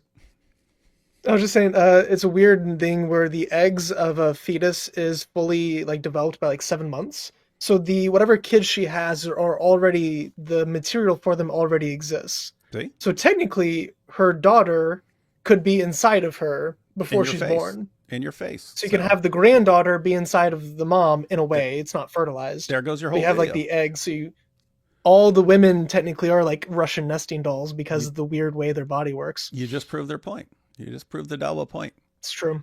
Yeah. This time frame, these 8 brothers and the daughter, that is, at least a couple decades, 10 to 20 years. And the father also has to be able to give birth, and that's going to be another 20 years. So this might be like a 30 to 40 year time span between when Uz and Rebekah was born. We have no idea. Might even be later than that. It might be 50, 60 years. Because we don't know how old Bethuel was whenever he gave birth to Rebekah, especially because Bethuel isn't in the story whenever Rebekah is given in marriage. It's just Laban and their mother. So there is no mention of when Bethuel dies. He's not alive whenever Rebekah is old enough to get married and whenever Isaac marries her. We have no idea what the time scale is here, what the time span is. We have absolutely no idea. One thing to know, from 21, so the birth of Isaac, to 25 is 40 years of time, because Isaac buries him and then he is 40 here. 40 years pass in 3 chapters. Even if, like, Rebekah might be older than Isaac, we don't know. The words used for her could be any time scale, and she's just an unmarried woman. Now, it indicates a younger woman, so she's probably under 30, but we don't know. That's the whole point. You do not actually have a case that she is 3 based on the text, based on any math, based on any calculation. It doesn't work because her date of birth is not given, period. It's not given as part of the report. It's not in the text, not in the grammar. It doesn't make sense to conclude it here. So there's absolutely no textual support whatsoever for when she was born, but can we actually look at the linguistic evidence of how she's described to know, what age is she? What's that? So that phrase, sometime later or after these things, it also comes up in Genesis 15:1 and 41. So the exact phrase is used in other places within Genesis that indicate a year gaps, like years of time gap. So we have Abraham's gap between 14 and 15, and we have Joseph's gap in prison. Like he gets put in prison. That says sometime later the chief cupbearer and baker get put in prison with him. And he was in prison for multiple years. So we have 2 other instances in Genesis where that exact phrase in the Hebrew is used to indicate multiple years passing. So from the binding of Isaac to the report that he gets, we have no idea how long that was. That could be multiple years from the Hebrew. So I can't remember where I saw it, but there's some timeline thing that puts it at if she was 14, by the same renderings of time that puts her at 14, it would put Isaac at like 26 or something like that. But we know that he was 40, so she may have been. My math is failing me again. Yeah, it's 14 years, so she might have been 28 from that timeline. Yeah. I just can't remember where I found it. So Ben Ezra is the one that he dates. He dates Isaac younger. So he doesn't. He says that Rashi is kind of dumb for having that because Rebekah had a nurse and it wasn't an infancy nurse. She wasn't still nursing. And he says that Isaac was actually younger, so they were closer in age than 37 and 14. He aged Isaac down and he aged Rebekah up, so that whenever they're actually married, if Isaac is 40 based on that rendering, she would have had to have been like 28 or something like that. And they're saying no, that's too old, so it doesn't make sense. Yeah. And he also uses the 20 years of barrenness to indicate that she was developed and they would have expected a child throughout that whole period. So she obviously had to be older than 14. So I think his math was actually 50 and 30. That she was 30 when they got married and 50 whenever she finally conceived with the twins. Hebrew has words for different ages. of women, and we're gonna look at that. So we have Eliezer, who is Abraham's servant. He's being loaded up with 10 camels, and then he makes his way out to Rebekah, specifically to find Bethuel and his children. Eliezer was sent to Abraham's relatives, and in this he was going to go find a woman, an Isha. So specifically he was told, go find a wife. Well, in Hebrew, this word wife is Isha. Isha means woman, it means wife, it means a grown adult. You would never use this of a child. Period. Outright. Couldn't work. So he's told, hey, go find a grown woman for my son to marry. Okay. Rebekah comes out with her jar on her shoulder. She had a jar on her shoulder. This type of jar is a clay jar. They're fairly heavy. If you ever try to pick one up, they're pretty big and round. You put them on your shoulder or your head. That's how people carry them in the Middle East. These things get fairly heavy. They get especially heavy whenever you have water in them, because water is fairly heavy. If you've ever picked up a bucket full of water, you'll know that that's a feat in and of itself. For her to be a 3-year-old, to have the jar on her shoulder in general would have been kind of miraculous. She would have been roided out. Well, the problem is... Hold up. If you're just going to rule out miraculous strength, how are you going to rule out miraculous strength when we already agreed that she was the exact same age as her father, 3? It's true. Actually, Bereshit Rabbah adds in a miracle that says that the water lifted up out of the well to be poured into her jar to make it easier for her, which is pretty interesting. That's how Eliezer knew that she was the one, because he saw this miracle, and all the other women that were tending the flocks didn't have that miracle. So he was like, oh, she's obviously the one. Little baby Rebekah with the water going, but she still has to carry the jar. So even if she's not like bending down to pick it up, a 3-year-old can't hold that. Okay, so we got three miracles. She had the strength of her father because they were born at the same time. Yeah, it's true. Yeah. So we got 3 miracles. She's born at the exact same time as her father. They're both 3 years old. The water comes out of the well, so she doesn't have to lift it. But then she still needs supernatural 3-year-old strength to carry the water jar. So okay, just 3 miracles for the Islamic theory to work. No problem. Let's keep going. A 3-year-old only weighs around 30 pounds, and my son is like 26 pounds or something like that right now. He's on the smaller side. He's 3. So I have a 3-year-old. I am deeply familiar with what a 3-year-old can actually pick up and what they can't pick up. This jar by itself would have been on the edge of what a 3-year-old could pick up in general. Once you fill it with water, it's not possible. They biologically cannot lift that much. It doesn't matter. Like, you give them steroids, they're not going to be lifting that much weight. It's heavier. What if I saw people commenting that the water had steroids in it? Prove that the water did not contain steroids. It's double their weight. You're not going to be doing it.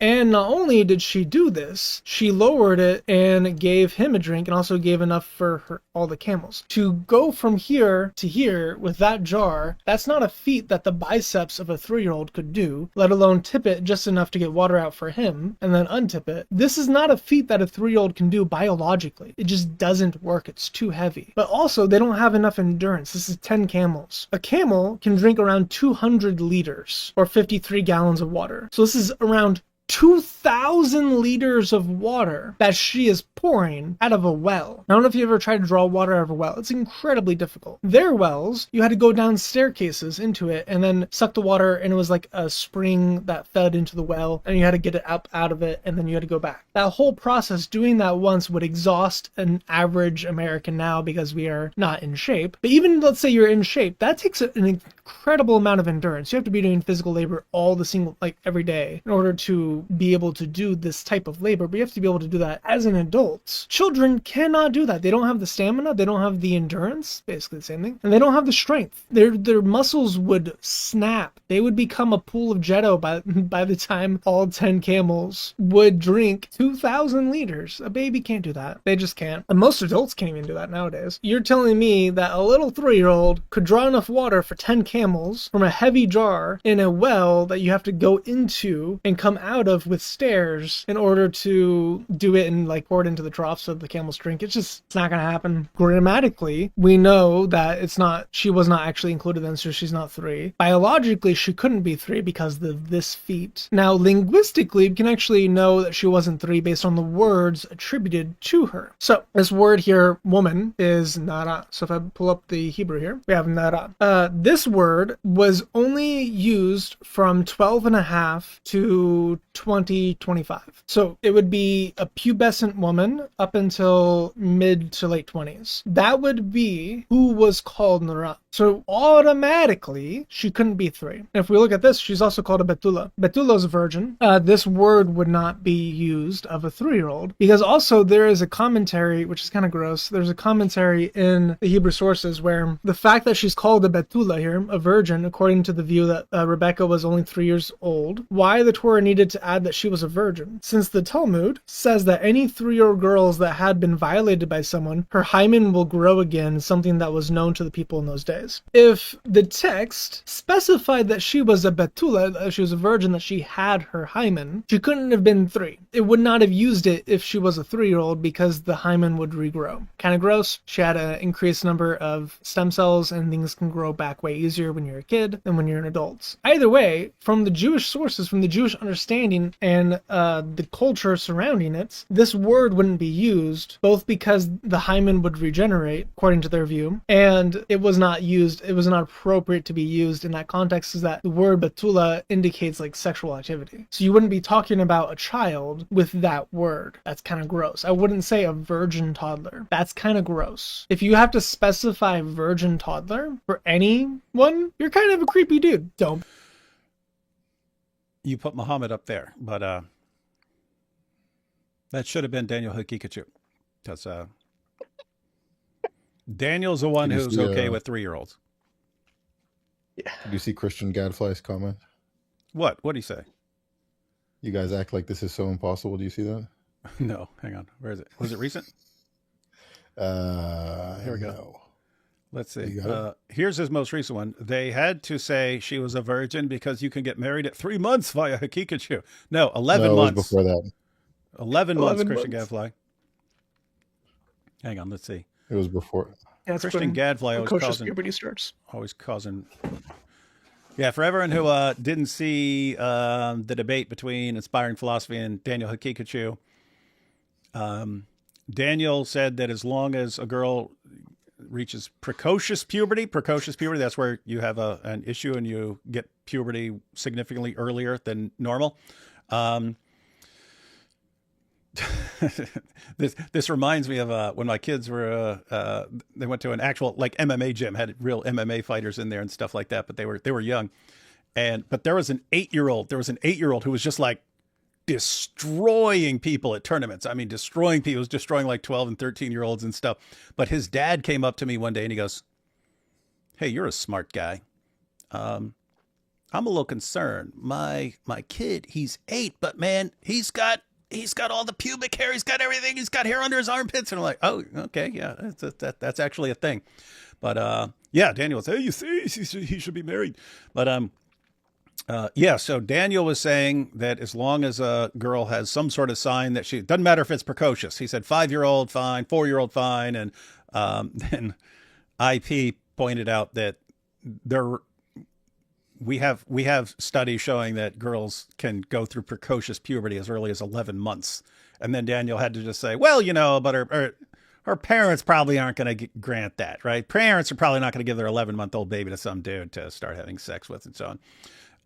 So as long as you get parental consent, but you're probably not going to get parental consent unless a Dawa guy convinces you that's a really good idea. Here's Christian Gadfly. You guys act like this is just so impossible. If a man can put a toothbrush up his butt and birth a ratfish, a 3-year-old can carry a water jar, no problem. Fair point. And that's why this makes sense to Muslims, right? We're sitting here going, hey, how can a girl be born at the same time as her dad and both be 3 years old and, and then all this other stuff. And they're like, what are you talking about? You get a rabbit baby coming out of a dude's butt. This isn't so unbelievable. It's tame, yeah.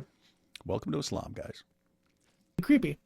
Anyway, so she's called a Nara, which doesn't make sense for a 3-year-old. She's called a Betula, which doesn't make sense for a 3-year-old. She's also called very beautiful. And this phrase, because Logos puts it in right to left, she's called a Nara, she's called a Betula, and this phrase here, she was very beautiful. This phrase here means exceptionally beautiful in appearance. So she was exceedingly pleasant to look at. Well, this doesn't really make sense with a 3-year-old because this phrase is used to describe an exceedingly beautiful person to behold, to take in. You know, like your supermodel, but it doesn't have to necessarily be sexual in context. It's more so you're just like in awe of their physical appearance, like, wow, that person is stunning to look at. That's the way that she's being described. Well, even though this doesn't carry the, sensual overtones like desire or covet or any word used in Song of Solomon, it still has that sense where if a man was to gaze at this type of woman, this woman with this type of appearance, he could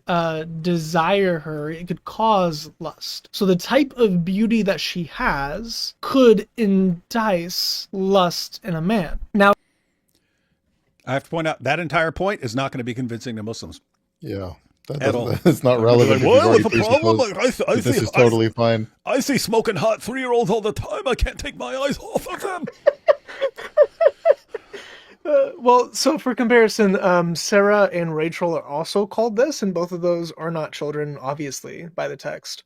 So other adults are also called this. All the matriarchs are called this exact phrase, other than Leah. So she had weak eyes.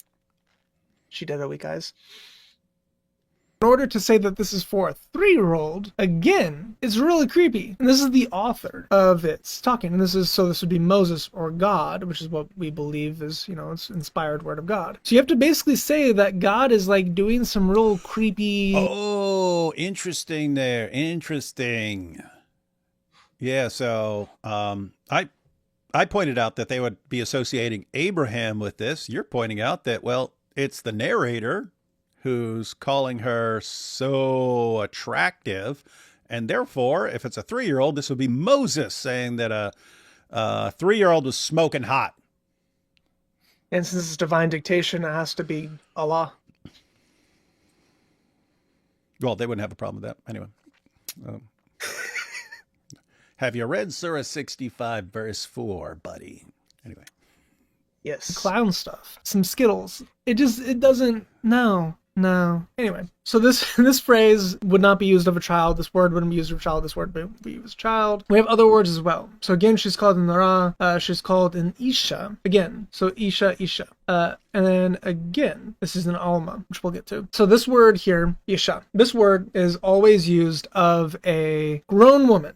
Specifically, it's interchangeable with wife. She is called this directly. This is not something you would call a baby, a toddler. It just doesn't work. So for her to be called an Isha, here, let her become the Isha of your master's son. So this, in this context, is wife, but you still wouldn't call her that. It just doesn't make any sense whatsoever. I can't think of a good comparison to English or even Arabic. I'm sure there is one, but anyway, this gets into Isaiah 7:14 for is the Messiah to be born of a virgin or not? Well, she's called an Alma here, a young woman. And a young woman typically would be a woman of pubescent or post-pubescent, so from like 13, 14 to 30, who wasn't married. So an unmarried young woman. So she's called an Alma. She's also called a virgin, a Betula. So she's both. So, for the whole, Matthew didn't actually quote, the Bible correctly because it was Alma in 7:14 for Isaiah. This actually kind of shows that Alma and Betula can be interchangeable. That'll get into the next Isaiah video. So she's called an Alma, she's called an Nara, she's called a Isha, she's called Betula. She's called all these things. She's never once called a Yalda. There's a word in Hebrew that you can actually use to describe a female child. One that was used perfectly for a 3-year-old, and it's Yalda. It's Yald, Lemed, Dalet, He.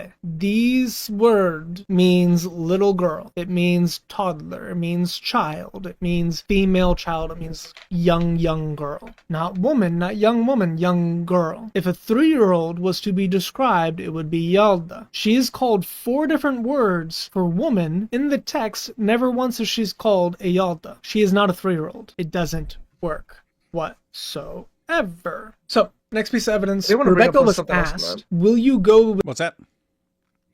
So I'm not using the same terms that the Talmud uses because they have like halakha categories for a lot of these words.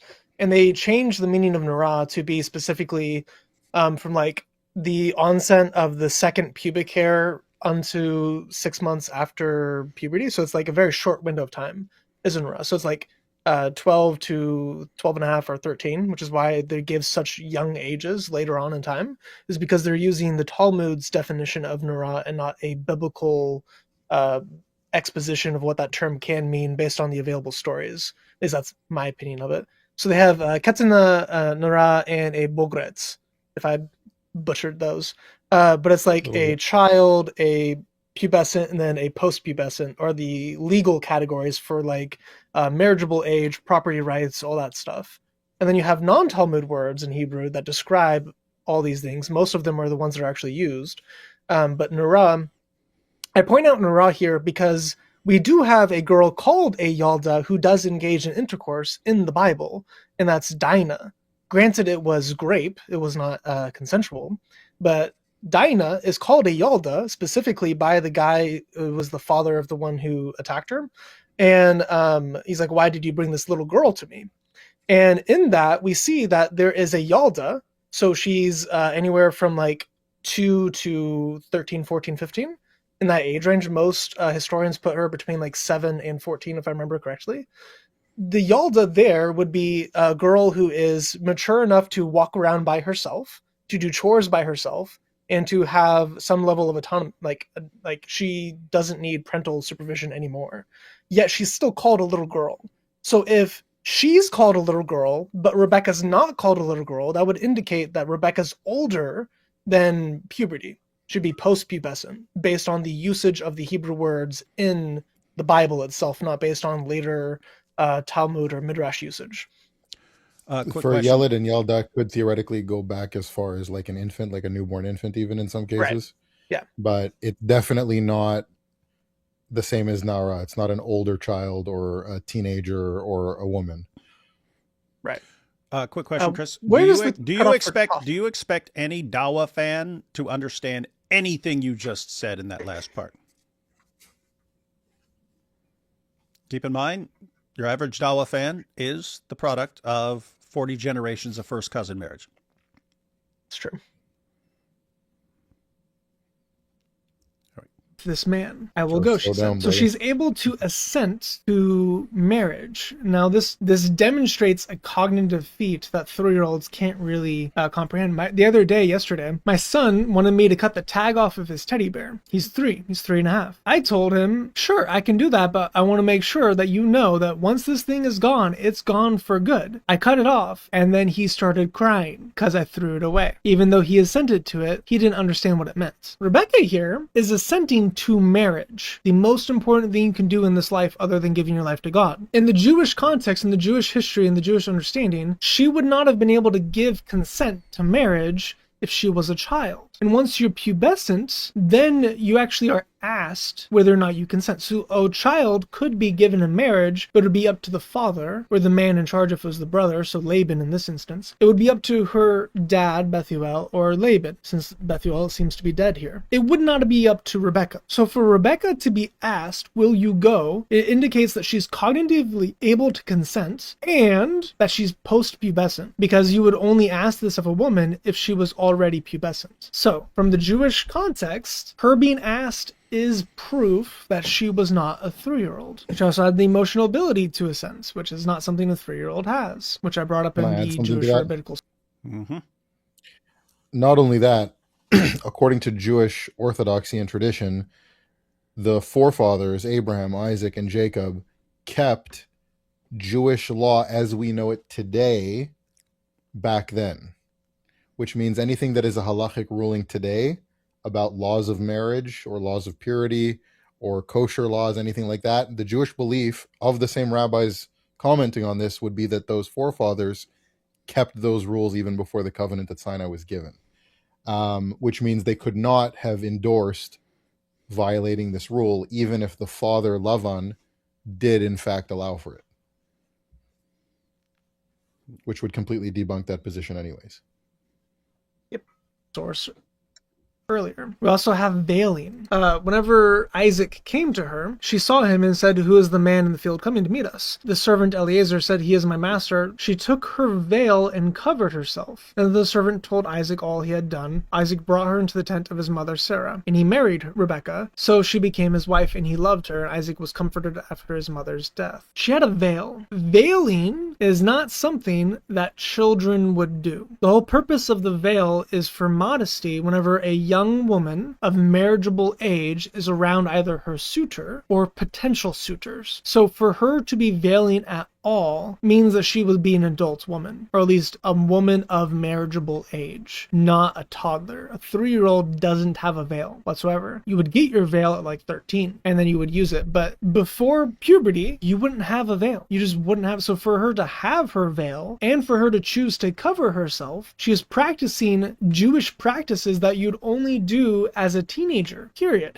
This is still a thing that they do today. It's in Near Eastern cultures, they veil. It's a sign of modesty. It's a sign of respect. It's a sign of showing that you're of marriageable age, that you're able to be married. So, yeah. We have in the Anchor Yale Bible Dictionary that in their entry on marriage, that the veil was given to teenagers in order to kind of bridge the gap between childhood and adulthood whenever they're now ready for marriage. So the veil is symbolizing that they are marriageable. You know, you have the veil in the marriage ceremony. You also have the veil to show your status as a potential bride or your status as a bride. Once you're married, the veil comes off. So only for a little bit of time where veiling for betrothed and married women were actually a thing. You wouldn't do it as a child and you wouldn't do it as an older woman. It would just be post-pubescent girls, not 3-year-olds. To some other context, Sumerian and Akkadian societies, veiling was actually really normal for those Androids, not for children. So not only do we have Jewish culture, we also have other cultures within the Middle East who practiced veiling at this age. That shows that Rebekah was at that age. Every context we have of this passage shows that she was at least 14 onward. So somewhere between 14 and 30 was Rebekah's age. Now, one bit of thing to know. She's said that she has a nurse that came with her after Rebekah got married. So her nurse, Deborah, comes with her. Well, Deborah dies right around the same age as Isaac. She dies in 35. And then Isaac dies immediately after. So Deborah, Rebekah's nurse, dies, but she comes along on the journey with her. Muslims like to say that because she had a nurse, she was still nursing. She was still an infant who required milk. No. I've heard that repeatedly. An interesting thing. So in the Jewish context, in the Jewish culture, specifically ancient Jewish culture, nurses would actually be accompanying young women as they got married if they were of higher status. But because they had some affluence, she had a nurse, not to help with her, but to help with her children. So Deborah actually traveled with Jacob, one of Rebekah's children, his entire life. She died on the trail with him. So as he was wandering, Deborah was with him. So she was a maternal figure for Jacob. But she was probably in similar ages as Rebekah. She was not much older than her, because she died at the same time as Isaac. So unless she lived an extraordinarily long life, she was at similar ages, so she would have been between 30 and 40. It doesn't make sense to apply her as the nurse, like the wet nurse of Rebekah. Instead, nurses in that culture would just take care of the children that the woman would be producing. So she would be aiding in the marriage of Rebekah going forward, not in Rebekah's upbringing. She was not a mother to Rebekah. That doesn't make any sense. So the evidence that Muslims use against this is very weak, it just doesn't make any sense. As I mentioned before, Genesis 22, these events is not actually timed because this is an aside. It's not actually a part of the narrative. So the events of the binding of Isaac and Sarah's death are actually kind of unrelated. We don't know how old Isaac was during this. It just says sometime later God tested Abraham. Isaac was likely in his teenage years whenever he was placed on the offer. He was not 37 whenever this happened, more than likely. So sometime later, and then sometime later, these occurred. So we don't know what the time. This might be 10 years after the binding of Isaac. This might be 15 years after the binding of Isaac. It might be 20 years after the binding of Isaac that he's told about this. It might be 20 years after the binding of Isaac that Sarah died. We don't actually know how long passages happened. We don't know how long time spans were between each word of Genesis. We just don't. Specifically, the chapters with Isaac in it. Not only that, Abraham was told this news news from his brother. His brother still lived in Hebron. He lived in Haran, or vice versa. The distance from Hebron to Haran is around 800 miles. So 800 miles was the travel distance. And, that would take weeks to months to travel from one place to the other. So this is not that important of news for him to send out a messenger to hey, go tell my brother or my cousin. Go tell all my relatives, oh, I had all these kids. This is a very, very long distance that you had to travel back then by camel or by foot. This is not a distance that you would just travel casually. So this news was likely not instantaneous. This was likely decades in the making. Hey, we have all this news to bring him now. It would be months between communications. That's if they chose to do it at all, because the journey itself would be perilous. So we have no idea. The news of Rebekah's birth here, if it was even included at all, which grammatically it isn't from... What's that? It's 800 kilometers, not miles, so it's 500 miles. I mixed those up whenever I said it in the video. Well, if you're wrong about that... I know. This is Dawa level, guys. This is Dawa level stuff. He's just making stuff up now. I think from the rest of the timeline, it would make sense that it did happen just after, sometime just afterwards, meaning could be a year or whatever it is, but that Rebekah was born much earlier as opposed to just then when it was discussed. Because she's given in a list of people who are already born. Everyone knows about them. These are the members of the family. She has a personality and everyone knows who she is. She's part of the family, and that's being reported to Abraham. If she was an infant at the time, she's not, a notable member of the family to be discussed in this way. I find it hard to believe that it was too long afterwards, but it's more likely that she was born much earlier. Right. Also, let's say you have the report, and then you also have Sarah's death. So both of those are both that same clause of sometime later. So we don't know when in the timeline each of those things happened. Exactly. Even if it was, news traveled so slowly back then, especially because they were in a desert and in deserted mountains, because they were in this rough terrain that took a long time to travel, and they had such a great distance between them. It could be decades, years between events happening and them being told about it. So even if nothing else, the amount of time it would have taken for Rebekah to be born and then the news to reach Abraham would be longer than 3 years in and of itself. Now, there's also nothing within the text that suggests a quick succession from one moment to the next. From the jump between 21 to 23 is 37 years. We have no idea how the sequence of events between his birth and Sarah's death, we have no idea what the time span is between each of those events. There's nothing in the text that suggests that it was a quick fire succession of events. It just You're ruling out flying donkeys and jinn teleportation. Oh, he's ruling out all kinds of things. Although there are Jewish sources that talk about Kfitzat HaDerech, which is the way being shortened teleportation-wise for various biblical figures. So there is that, but you'd have to take the midrash seriously that people were teleporting all over the place. Mm-hmm. Yep, sounds like Chris here is actually a closet atheist, just assuming that nothing miraculous is taking place in all this. Don't they have Moses teleport to Rabbi Akiva's class, and then he take the class? Well, that's not just teleportation; that's time travel as well. Well, I mean, it's both. Yeah. So you have Moses time traveling to Rabbi Akiva, who's explaining the Torah, and then Moses feels out of his depth while listening to Rabbi Akiva explain the Torah. And then he goes back and he's like, "Well, I'm not nearly as good as a teacher as Rabbi Akiva. Why didn't you have him reveal the Torah?" And then God is like, "Shut up! You don't know." About my great rabbi that's coming, who's, by the way, a Gentile convert. Right. I want to get shirts made. Off topic, but I want to get shirts made that have two category headings. One that says Jew, one that says Goy.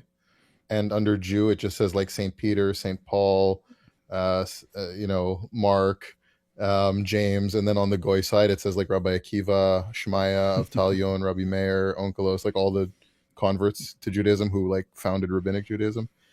I think that'd be a pretty good that would be Yeah. That reminds me, I saw a skit that had goyim, and they're like, oh, we don't like that term. We prefer Semitically challenged. Nice. That's funny. Happened with no timeline whatsoever. To establish a timeline on this is an incredibly hyper-literalist view of Scripture that the Scripture itself doesn't support, and that later commentators who took that view didn't actually take that. They took that she was 14 because of the use of Nara, because of the use of Bethula, because of these words, virgin and young woman. They did not believe that the text actually believed that it was that way. Not only that, we have... 1 second. Where did that go? Oh, here we go. Which text was Uthman using? They kept saying from the Bible. Yeah, that's because Sheikh Uthman is a liar. He did what everyone else does, right? He's very carefully, and this is the verse, and he gives the reference, and this is the verse, and he gives the reference, and this is the verse, and he gives the reference, and then he says, and Rebekah was born at the same time that Abraham took Isaac and bound him and stuff. He just says it. He just says it. Doesn't give the source. They were probably using like a more modern translation, like the NISB. I think he was quoting Rashi, if I remember correctly. No, he did. I'm saying he had the same wording of and he waited for her later 3 years. Yeah, we didn't get your joke, man. NISB. The New Islamic Standard Bible. Oh yeah, NISB. Oh. Yeah, you gotta say it, and you gotta say it in full. No, Sheikh Uthman. I don't remember if it's that same video you're talking about, but yeah, he broke it down from the Bible, and then he did that, and he said, "Oh yeah, and she was born at the same time this thing happened with Abraham and Isaac." And then he goes on, but he doesn't give the source for that. But then he goes into the rabbis, and this is all. This is the proof. That live stream he did where he was like on the floor in a library. I think he's quoting Rashi there, then says it's in the Bible. And he married Rebekah. So he brings her into the tent, and he married her. Well, in the Hebrew, what this word actually is took. This is yakia. Yakia at Rebekah. So he took.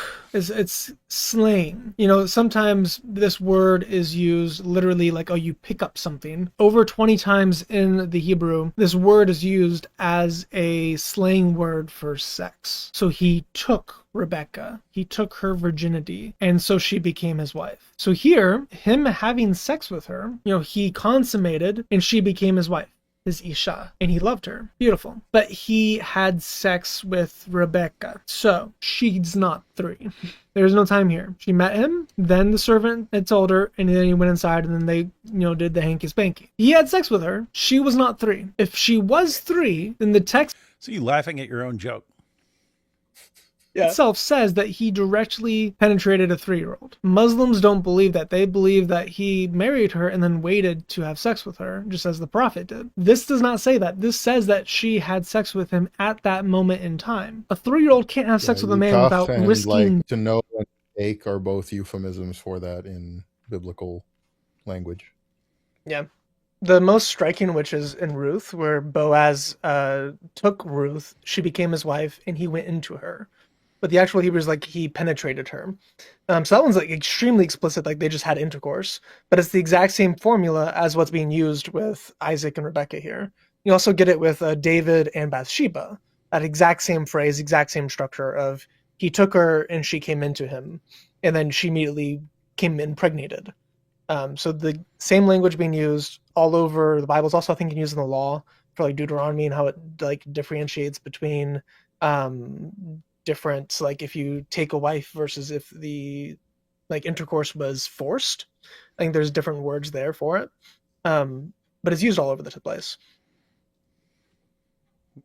Yeah. Do you really want to say that the prophet Isaac that you revere as a prophet, as a Muslim, do you really want to say that he endangered his wife by risking her death by doing this? That he made love to a 3-year-old? Really? Now, Christians and Jews, we look at this text and we're like, oh, that's awesome, that's beautiful. Great. She was a woman, grown woman. She had the ability to choose to have consensual relations with her husband. Your view as a Muslim that she was 3, this doesn't work. That would be...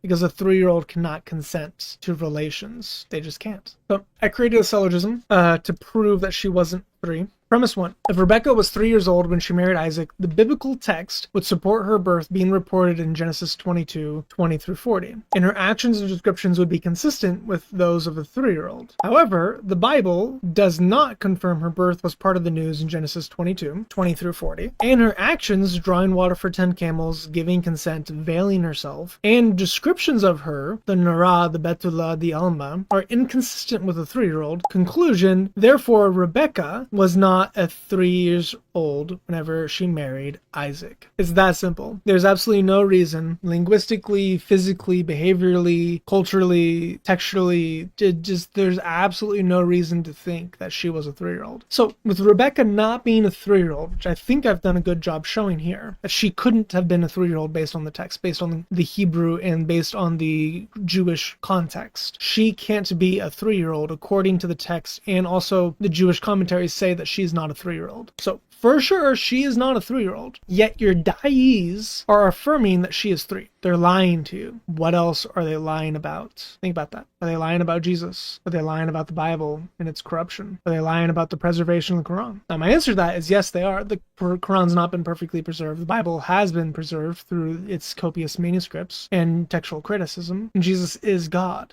He claimed to be God. And God came down, he lived, and he died for you and for me. So really take this to heart. If you've made it this far, take this to heart. Think about it. Why is it that your da'is are lying to you? What do they want from you? Your attention, your money, what you can give them. What do they want to give you? Nothing. They just want to take from you. They don't care about the truth. They don't care about Islam. They don't care about you. They are fine with you burning in hell from their lies. Don't trust them. Read the Bible. Decide for yourself what is true. May the grace of the Lord Jesus Christ, the love of God, and the fellowship of the Holy Spirit be with you always. Christian Gadfly makes a good point. There was no dolls mentioned at the scene.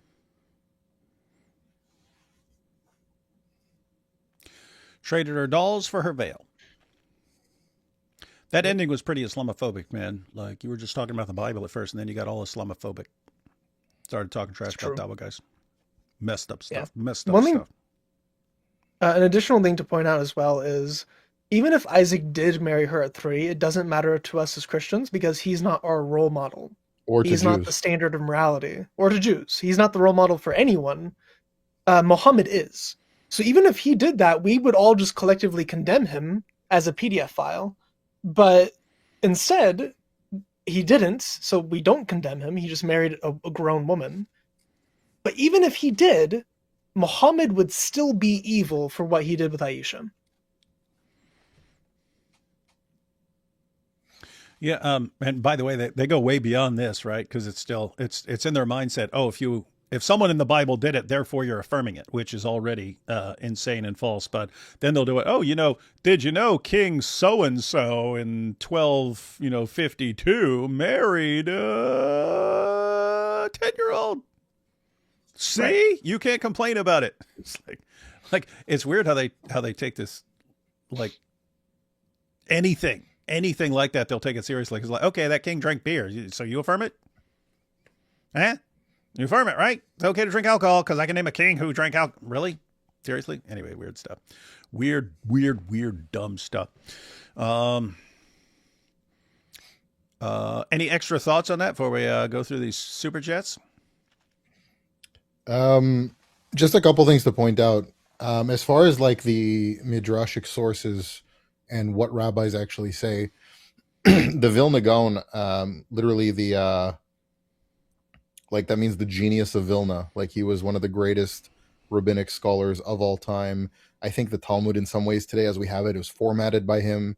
Like literally one of the most genius Talmudic scholars in Jewish history, does a whole accounting for a timeline, I believe, that starts with something with Joseph, that a date and a time is given and ages, and works his way back and arrives at the age of 14. And so he corrects the Midrash and says there's obviously some reason why they came up with this one, but, we're going to assume that the 14 is the correct calculation. And that's why all rabbinic scholars, with the exception of Rashi, for all time, have stated that she's likely 14 or in some cases older. Even the last rabbi of Lubavitch, who relied heavily on Rashi for a lot of his Hasidic discourses, does not affirm her literally being 3. he says it's an allusion to the fact that later in life, when she is portrayed in a negative light as being deceptive, we should view her as having the purity and honesty of a 3-year-old. Because there's the famous passage with Hakol Kol Yaakov Yadai Midei Esav, like the hands are those of Esau, but the voice is that of Jacob, the deception with the blessing. And we're not supposed to view her as deceptive. She was doing what she was supposed to do. And so we're supposed to view her how we would view the honesty and purity of a 3-year-old. That's where the Midrash is trying to point with it. So even those who rely on Rashi later on don't affirm a literal rendering of her being 3. Although my 3-year-olds are pretty deceptive, so I don't know if that tracks. Yeah, they are. Mm-hmm. 3-year-olds so are compulsive liars like Dawa guys. That's probably why Dawa guys lie so much. They never like intellectually grow past 3-year-olds. Well, that rabbi who said that never had any children, so that's probably why he thought that way. Didn't know. But we know. So we have the beard game here is strong, not in the zut sense. Not in the old zut sense. I think they're specifically talking about you, Ash. Daniel Pikachu and his Predator laptop. Yeah, that was classic for the. What was funny is before the debate, I was pointing like, "Oh, what is this? Look at this! He got Predator on his laptop." But then everyone picked up on it. I didn't know what the resolution is going to be if people would pick up on it in the video. But yep, they did. Hakika Jew is a Talmud specialist and Mossad agent. Yeah. And Malik's definitely a Mossad agent. Look at all the chaos he creates. Ash, I've been following you for a while. Great to see you working with the Dizzle. Y'all be blessed. You really ought to look up the Quality Learning Center, where your kids will learn from the best teachers.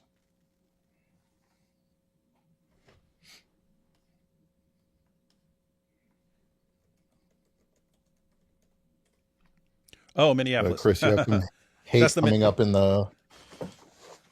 That's the Minneapolis thing, yeah. Yeah, all the fraud stuff. They do have the best teachers. I think Chris has some hate in the super chats coming up for what? Ruining his child's teddy bear. Ooh. Hang on. Why wasn't I taught this in Sunday school as a child? No one told me that I was the same age as Rebekah back then. That's true. When you were 3. D Wood, speaking of epic beards, have you ever thought to invite Jeff Durbin on the show? Don't think he'd be interested. I'm too mean. Pretty cool, though. I'm too mean about Islam. Hi, I'm Mike Winger from Bible Learning Center. You got the Bible Learning Center. Their best teacher. The initial email lacked much. I've included full reference and annotation and a minimal facts presentation of the argument. It's much more persuasive now. I sent it to your email just now to save you digging through comments to find it. Interesting. That's on Muhammad as a salesman. The idea is Muhammad was a caravan trader, and he kind of learned how to pitch things to people, and then you applied it to religion. The name-eyed Rebekah Norris, get zooted. You think she was Chuck Norris? Hang on. Only Chuck Norris could. Oh, he fixed it. Provide the water name is for 30 Norris. camels. Rebekah Norris. They're so dumb. Nick Fuentes. Rashi was based.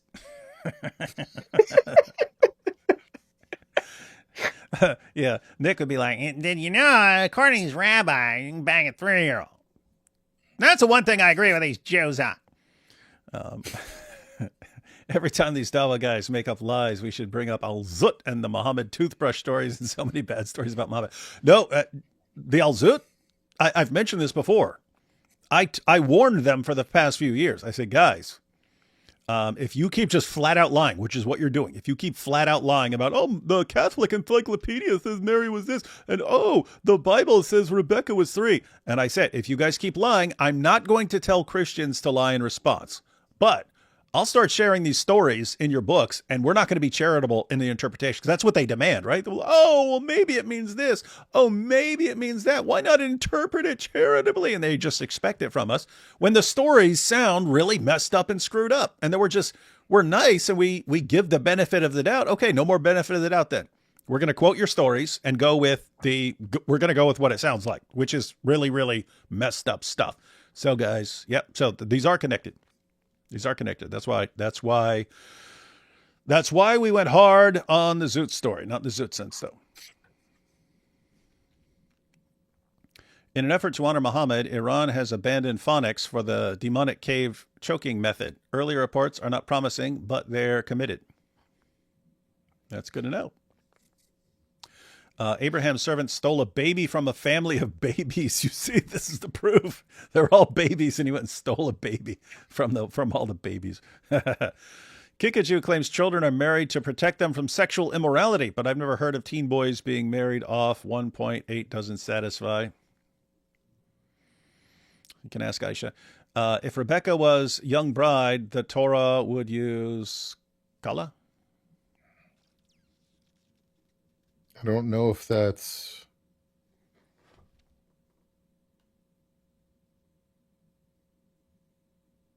I'm trying to think of an example where the word Kala is used in the Bible, but off the top of my head, I wouldn't be able to cross-reference it. That just means a bride. Right. Like if somebody's betrothed but not married kind of thing. Or we have Rebekah Waterbender. That's from the water rising up. That's what we need to do. We need to have like an animation of what's actually required for their theory to work. Rebekah had miraculous strength to carry jars the same way Allah gave Momo the strength of 30 Zutmen. Yep. I don't know why Muslims are appealing to the Talmud to convince Christians. It's even more bizarre when you realize it's not even in the Talmud and they're just making stuff up.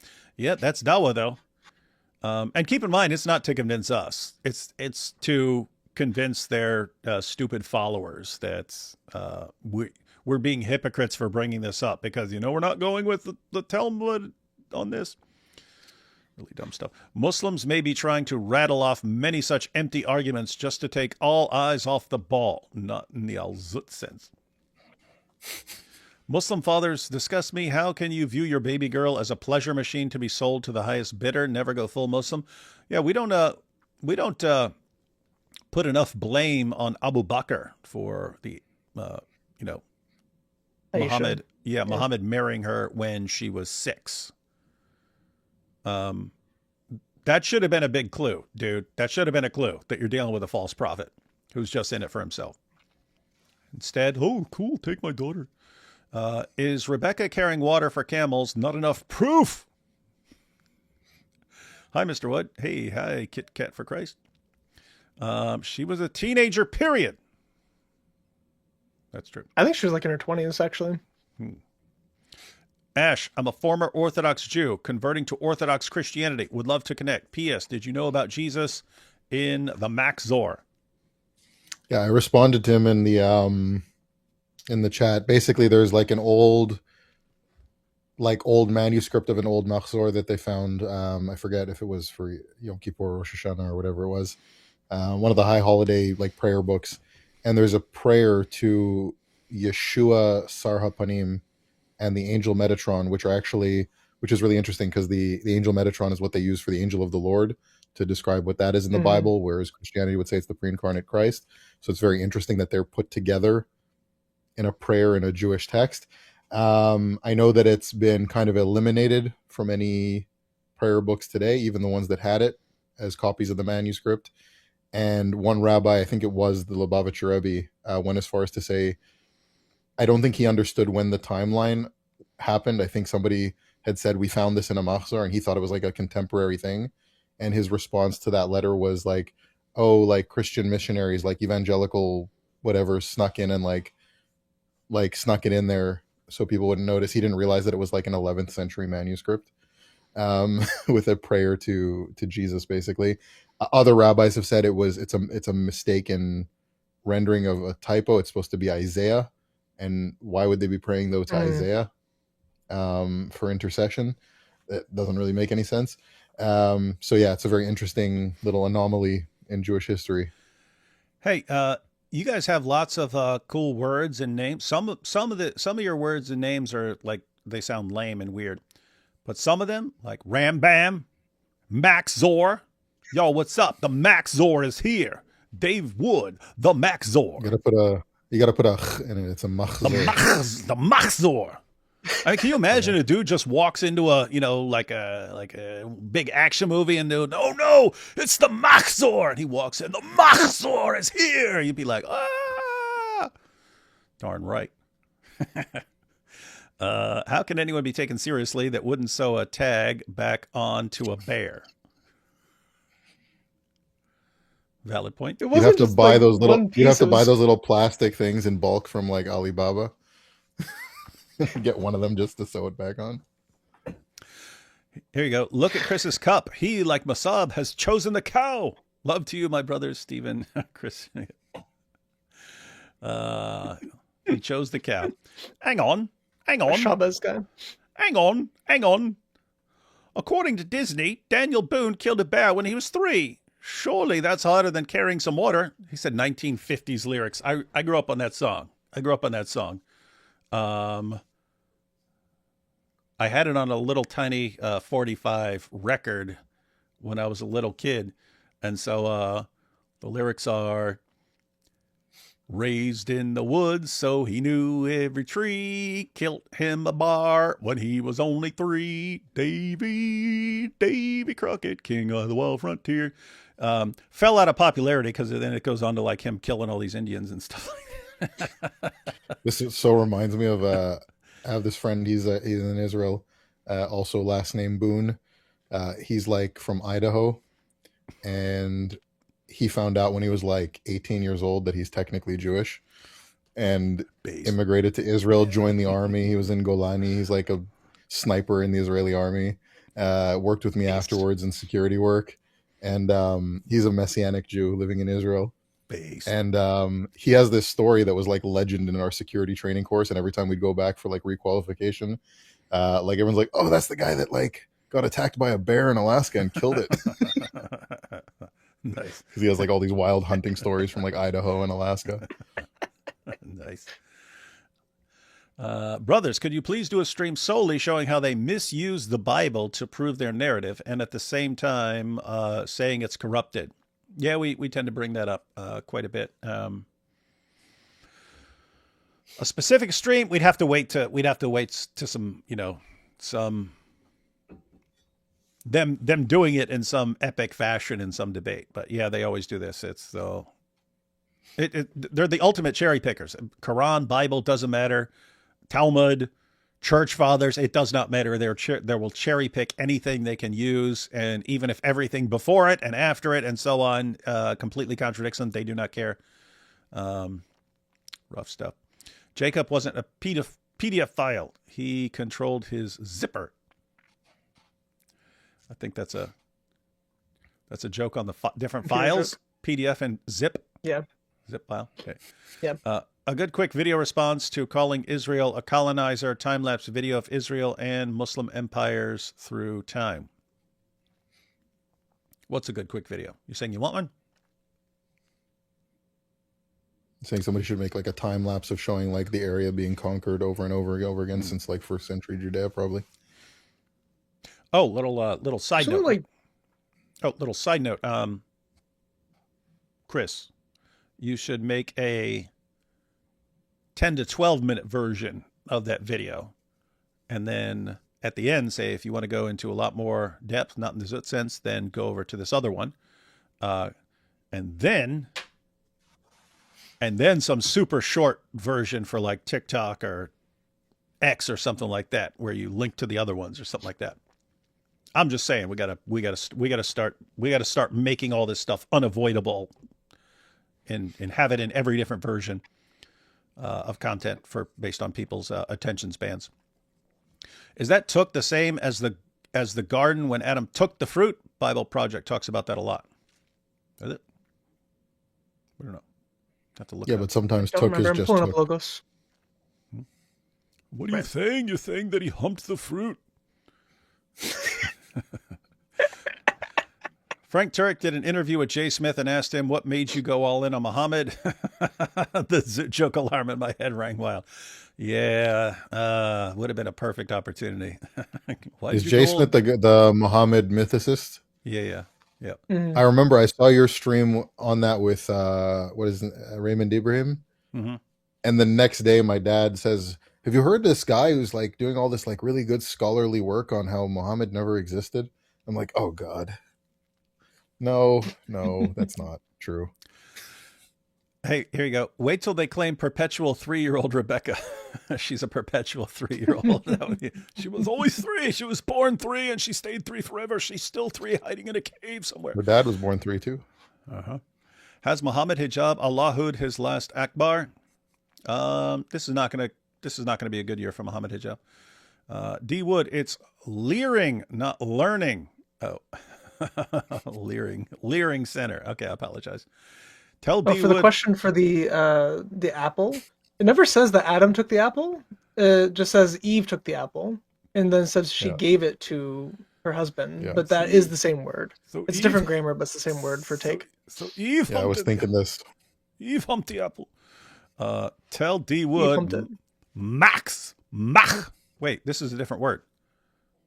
No, it's the same word. Machzor also means menstruation. No, I'm saying that was Machzor. This is Machzor, which is correct. I think they just misspelled it this time. It's Machzor, like Machzor. Okay. All right. So yeah, I demand correct, precise spelling of these words. Anyway, tell D Wood Machzor also mean period. So won't yell it. What are you talking about? I just did. You just told me, and I still yelled it anyway. Machzor, what's up? Huh? The Machzor. Don't mess with the Machzor. That would be pretty intimidating if a guy came in and, my name is period. What? Make it bleed. Oh, God, man. Oh. That took a turn. 'Cause I make you bleed. Abu Bakr gives me Lot vibes, throwing his own flesh and blood to Purs for his own honor. Yeah, he's pretty messed up. I thought Muslims say not 3. Oh, yeah, we need to start saying that. Rebekah was 3. Hey, say not 3. Matter of fact, that'd be a good title for a short video. Say not 3. Muslims say not 3. Yeah, it'd be good. All right, guys. I got the link to both your channels in the description, and I got a link to Chris's full video there. I encourage everyone to share that video. And guys, keep in mind, if he's done the work, and now you've got the link to the video, it's very easy to go to a different, like X or something like that, and just search for Rebekah was 3. Look at all the stupid posts that pop up, and just keep sharing the video link with them with a quick little description. You just say absolute nonsense, blah, blah, blah, blah, blah, blah, blah. Here's the proof. Good stuff. Good stuff. All right. Final thoughts, guys. Ash, do you want to plug your Rumble too? Oh yeah, go. I have, since my fiasco that I finally got solved, I also started a Rumble and X. Same. It's also at Ash Maiz. So you can go check that out as well. Based. All right, Chris. Just again, what I said in the video, if you are a Muslim watching this, if you've made it this far, why are your Dawa bros lying to you? Mm-hmm. They're just outright lying. They know it's a lie. They've been corrected on it before. Mm-hmm. There's videos of them being corrected on it, and they still repeat it. Yep. So they're knowingly lying to you. Why are you trusting them? If they're willing to lie to you about something so insignificant, what else are they willing to lie about? Mm-hmm. And yeah, the follow-up to, hey, why are your Dawa guys such liars? So that's one. And then, like, as we've already pointed out, who are they lying about? Well, here it's Isaac, it's Abraham, it's Moses. They're accusing all of them of being okay with, doing something to 3-year-olds. That's what Muslims who claim to respect all these guys are actually doing. So what is, they claim to respect all these guys. What's it mean? It means they really don't respect them, and they're willing to completely lie, and it's all for Muhammad. So if Muhammad is causing these guys to act like this, do you really think you got the true religion from God, or is it some antichrist demonic nonsense that's causing them to attack everyone like this?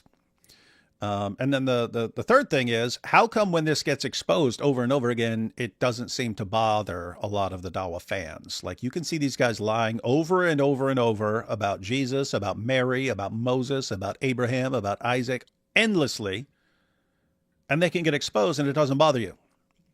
I have to say, I mean, if you want us to take you even seriously in anything you say, to at least believe that you are like somehow sincere doing this stuff, we can't take you seriously.